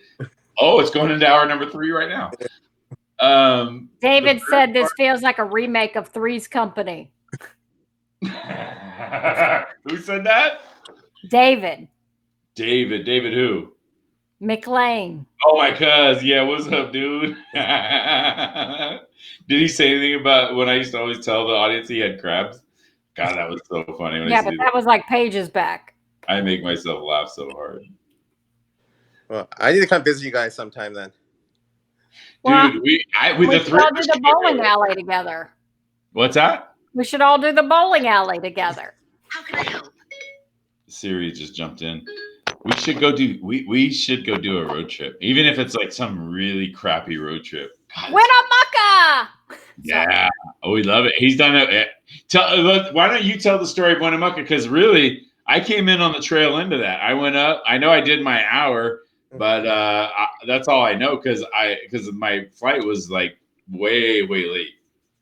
Well, I was supposed to pick you up from the airport, and you were like, just drive all the way through. You have to rent a car, and I get there, and they're like, he's gonna be a decent hour late. So I'd never been on stage that long, other than my own shows, which I can do whatever I want. And so I'm just making shit up as I go, and I did see you peek through the door, and I was like, but. I had saved so much material, I felt fine because I was scared. Like, I gotta save some stuff. And by the time I saw you, I felt more comfortable. Like, okay, now I'll be fine. You still took your time, though. No, I didn't take my time. I just had some stuff I had to take care of. Yeah. He was like, oh, good, there's Tom. And then you ducked out, and he was like, this motherfucker. Yeah. My favorite Winnemucca story, though, is with this beautiful young lady in the middle of us. Because what happened... We checked out of our hotel rooms. You remember this, right? We checked out of our hotel rooms and she's like, I got to use the bathroom. I'm like, we just left our hotel rooms. Why do you need to use the bathroom? So I sat down, I put a quarter in the poker machine and I got 4 aces. And so I ended up winning like $100. And he's never bitched about having to wait for me to use the bathroom again. I'll take Sarah anywhere and let her use any toilet she wants. My mom did that too. I did it with my mom at the Vegas airport, and she said at a slot machine won $100. Nice. Just don't let them drop you off at Starbucks for the restroom because they'll leave you there. Oh God, don't bring that up. We're all Son of a bitch. She's gonna get mad. Don't do that. Son of a. Yeah. What's that? I'm gonna. Don't worry, I'll drop him. If he keeps trying to come between us, I'll drop him. No, we had some fun road trips. Remember Lewiston? Lewiston. What happened in Lewiston? Lewiston was also another place where people kept telling us, "Don't go on the other side. The KKK's over there." Lewiston, I remember. I don't know if you were with me. Was that when Ryan Stout joined us and we did the karaoke? Yes. Yeah. Yes. And that was the time when the guy was like, "Hey, I got some great jokes for your bit." He pulled me aside. He pulls out a laptop. He shows me the most foul, racist jokes I've ever seen in my life. And I was like, I don't understand what's going on here. I don't understand, one, what vibe I sent out that you think I want to see any of this. And number two, what makes you think I would use this in my act? It was awful. Sometimes I feel like it. You'll get those people if you're just really pasty pale. Because I know I get people who are like, "Oh, well, what about those blacks?" And I'm like, other than my skin color, why do you think I would agree with you? Plus, you usually spend a little bit of time talking about your personal life. And for those who haven't been following along, she does live with a very nice and talented black man. Sometimes he's in the living room. I'm not right now. Right now. Not so talented and nice. I never get those jokes. No one offers me racist jokes for some reason. No, I have run into, and it never happened to me before, but I would say in the last 3 years, I have randomly had people come up to me with the most offensive bullshit and like never met me a day in their lives. And it's just like, "Oh, you're a comedian?" And just the most offensive shit right there. And you're like, what the fuck? It's very bizarre. And like I promised everybody I wouldn't get into politics, but there's a lot of people kind of pretending like racism doesn't exist now. Try comedy. Try being a white man, or probably anybody in comedy, but a white man in comedy, because I have people pulling me aside all the time going, "Hey, you know what? Check this out. You got 5 black guys working." And I'm like, no. It's all the time. You're like, these people exist. They really do exist. I never ran into these people until I would say the last 3 years. And you shut them down as quickly as possible, and they act like you're the problem. It's like, no, you're the problem. You're the one spewing out the hate. What the fuck is wrong with you? You're like, "Hey, we got 6 black guys on the bottom of the pool." And you're like, "I don't want to hear it." And they're like, "Oh, you racist." I'm like, "No, you're racist." That's what they turn it on you that something's wrong with you because you don't want to hear their racist ass shit. Yeah. "Oh, you don't have a sense of humor." Like, I'm just not an asshole, dude. You're just offensive, not funny. I care about all my fellow humans. Yeah. Whatevs. It's so bizarre. Now, Sarah, the craziest thing in Kirby, Oregon, though, and Tom will remember. He might remember because that was a 3-hour set. But some guy asked me to buy a machine gun. He was drunk. What is it? Remember, the guy asked me if he wanted to buy a machine gun. I started laughing. He goes, "No, $1,200 if you want a machine gun." No way. Are you serious? Yeah, you don't remember that? I told you that night, but you're probably too drunk. Well, I remember spending an hour and a half looking for a woman. Yeah. The owner of and he's a good buddy of ours, and they've split up, so I'm sure it's fine to talk about it. She got upset with his behavior. I'm not sure what he did, but remember she left early, and he was going crazy looking for her, and he was crying and he was yelling. He was like, "Where is she?" And he went to check the bathroom. Hark probably tells the story better than I do, so go ahead. He went to check the bathroom, but he checked like 4 or 5 times. And Tom finally goes, "I don't think she's in there." Was he checking the men's restroom? What fucking restroom was he checking? Both of them. The bar was closed by then. We're the only ones there, but he's just yelling her name like a couple of times. Tom would say, "I think she's gone." I don't think she's here anymore. He had checked every square inch of that club, and he couldn't find his girlfriend. And he's like, and I was like, "I don't think she's here." And Hark just started, because I'm drunk and Hark wasn't. And he just started busting up. It was me, you, him, and the Marlboro Man left. That was it. Yeah. Marlboro Man still texts me sometimes. Was it a small space? Happy birthday this week. Oh, wow. And your birthday is when? Your birthday's soon. Your birthday and my birthday are really close. Tonight. Happy birthday, dude! Oh, thank you. Yeah, remember that's my sobriety date also. I knew it was tonight. I didn't know it was tonight, but I knew it was soon. Happy birthday! Oh, that's great. You share birthdays with my my kid's coach, Nick Dali Kalanick. That means a lot to me. She's great, dude. She's great. Well, Google her. She's awesome. Is she single? No, she's married to a fucking amazing badass. He's really cool. Never mind.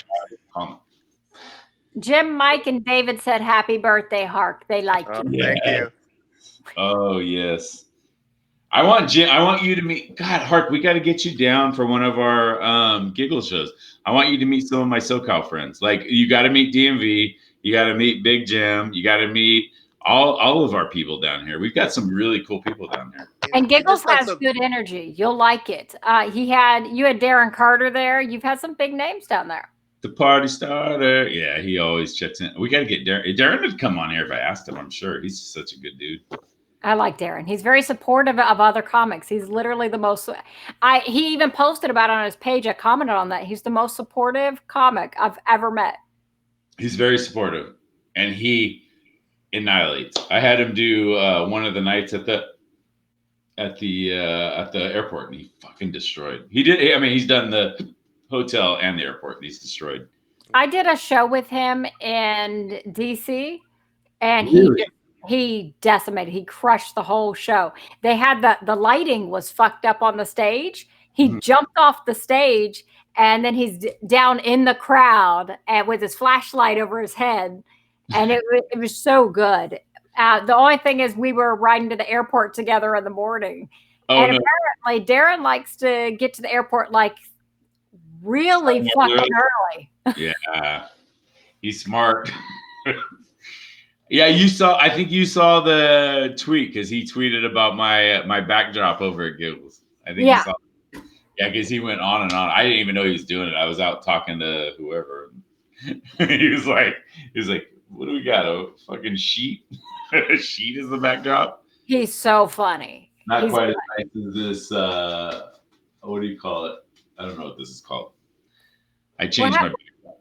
You had Giggles.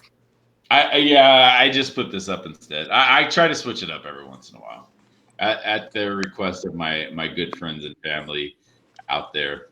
I've got to put it on. I got to check out the comments. I got to get back in that. I realize I've had a few shots tonight. You know what though? I'm so happy. You two are two of my favorite humans, and I'm just so glad. And Jim's still there too. I'm glad you're still there. Nicer than me. I'll give him that. Hark's nicer than you? Hark's nicer than me.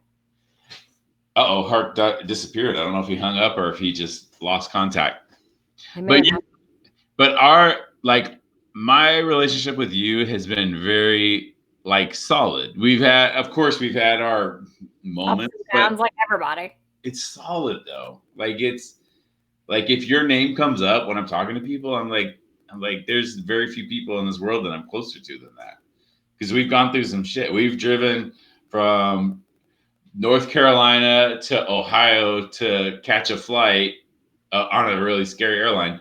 But we've really had to pull the best out of ourselves to make that fucking drive because we were both so tired and all that. We've got a lot of experiences, and I think it's awesome. Also you're fun to work with because you're dependable, you're reliable, and you always have the same level of professionalism. And which is very little. And you're always down for anything. You always just like Hark, you'll go to any type of gig. It's always whatever filler gig is available, we're there. Yeah. Well, let's just see what happens. What's the worst that can happen? Oh, this can happen. Bowling alley, laundromat, coal mine. Who the fuck cares? Let's go.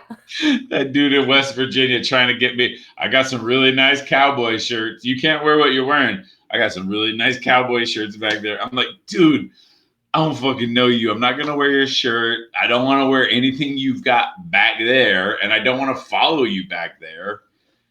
I don't want to. That is one of those gigs where if it was now, I would have said, Sarah, I know you probably don't know what's going on right now, but we're leaving. we're not doing this gig. And fuck, if that happened now where somebody told you couldn't do a set, I go, guess what? If she's not doing a set, neither am I. I seriously would have done that now. Well, that happens as a female comic. That happens a lot.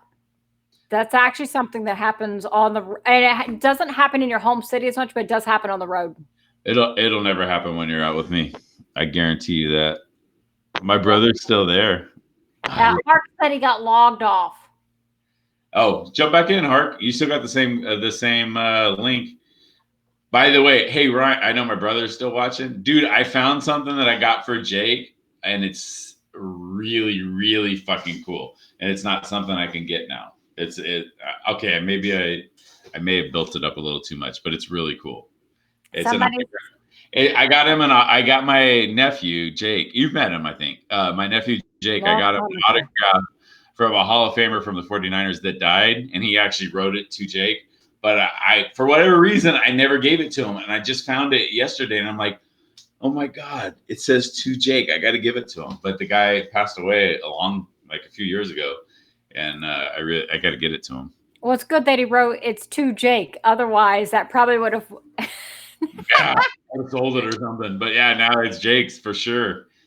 My nephew changed my world. When my nephew was born, I was like, I don't know, it's different when you have your own kids. But my nephew, it was when I started going, you know what, I want to kind of live for the future instead of now, if that makes sense. I didn't want to I wasn't going to be satisfied with being happy or successful now. I wanted to start preparing for what's going on. Did he come before your kids or after your kids? A few years before my kids. He's a teenager now. Okay, then I was like, I thought the kids were the change. If pirates get the same treatment. They're calling us Brokeback Comedy Mountain because they said that we should go back to doing comedy in coal mines and wearing flannels and call it Brokeback Comedy. And knowing Tim, he would probably travel up there to watch us because he's always supportive of my shit. He always comes out. He's probably seen you at Levity when you've done my Levity shows, I'm sure.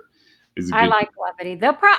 I like that Chappelle, when he did a special, I like that he showed the audience separated on the grass to show you that there is a blueprint to get back to being on stage. Hey, we've got the equipment and maybe the space out here to do it. Yeah. There's no reason not to be able to do it. It literally shows that there's an option right there. DMV has brought it up a couple times. He's like, hey, we've got all that area where they park the airplanes. Why not just fucking plug in and do some shows there? Yeah, set a stage up in the middle of a field. Fucking do it. I mean, he literally had Dixie cups and he had some lawn chairs all in little groups. Little circles. Yeah, they were everybody was in their own little clump, separated.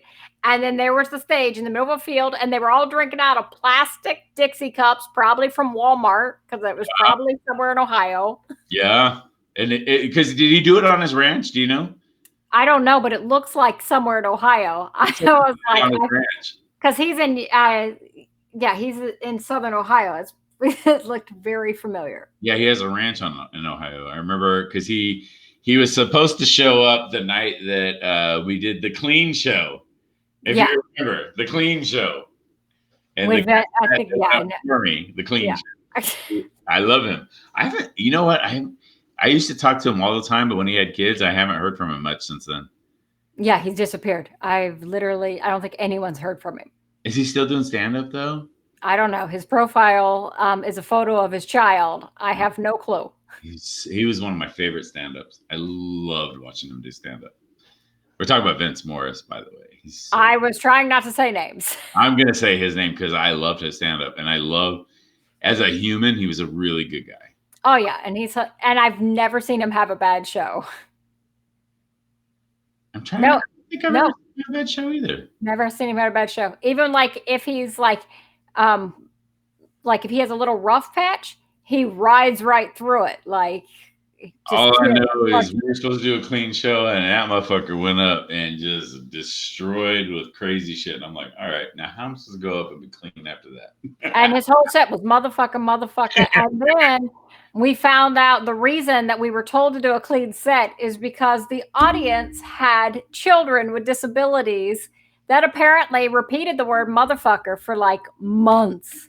And I remember, and we won't go into specifics, but I remember when I was messing with one family who had had a recent tragedy, and I came very close, but did not bring something up that would have really hurt their feelings. But I digress. I don't know what happened with that night. I'll text you that. I bet you'll remember. I guarantee you remember. I'm going to text you that right now. Well, I'm using my phone to watch this. Oh, you are. Oh, okay. Never mind then. That's how I'm doing the comments is. Oh, okay.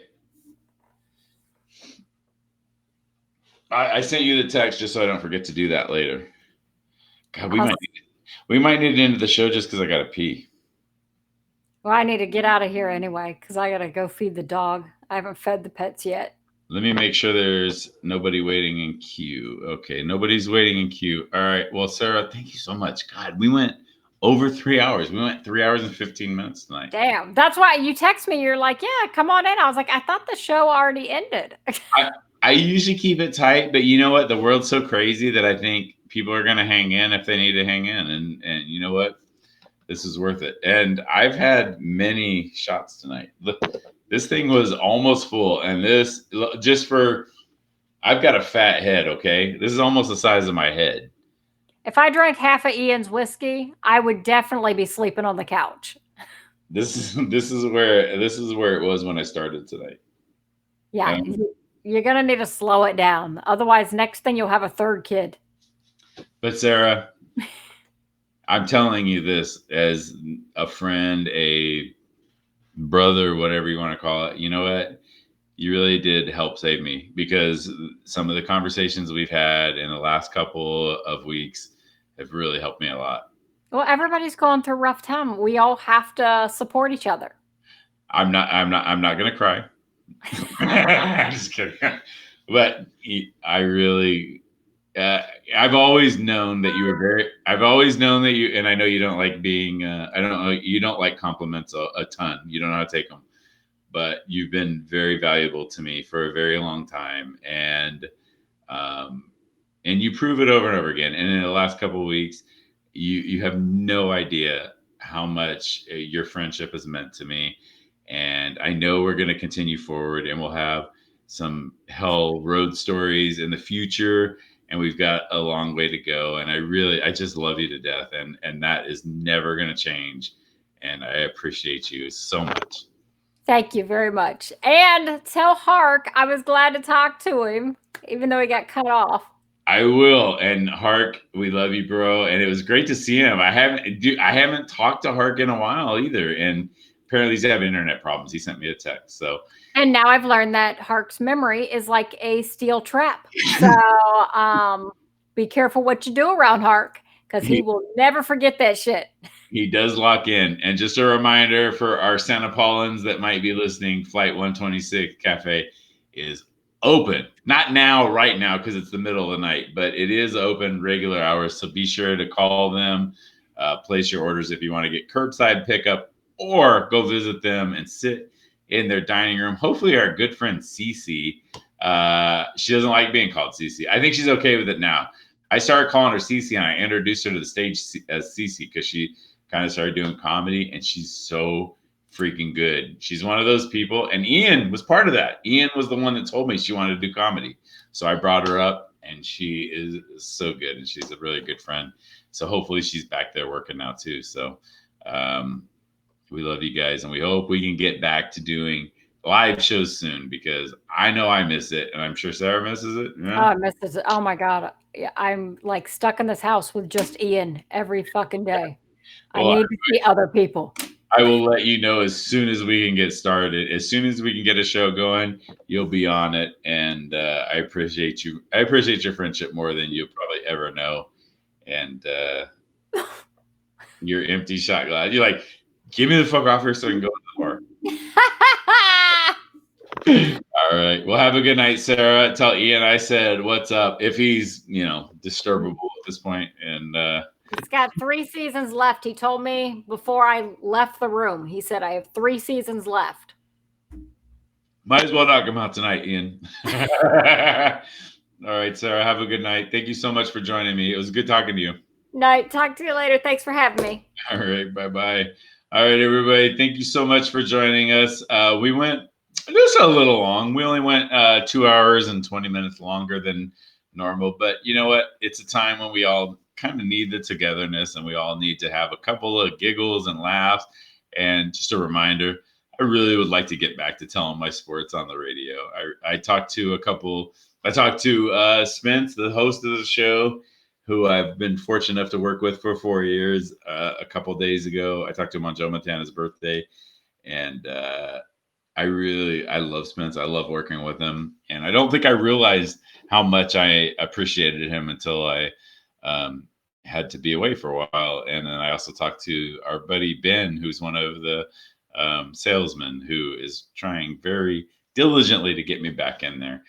KVTA always will have a place in my heart no matter what, and I look forward to a return and getting back to what it is that I really truly love to do. I really enjoyed that, and it was a challenge for me that was difficult at first, but I feel like it was starting to get where it needed to be, and now I'm kind of in a holding pattern just like the rest of you. So just so you know, us here at Giggles, I speak on behalf of me, my buddy DMV Mike, and Big Jim, and all the other people that help make our beautiful shows happen, and our great headliners. We have killer headliners every single time.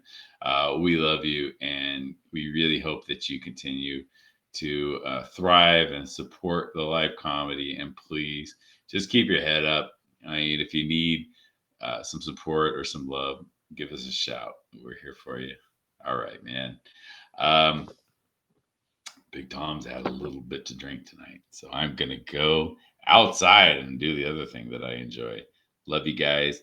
Have a good night, and we will see you at the very latest on next Friday.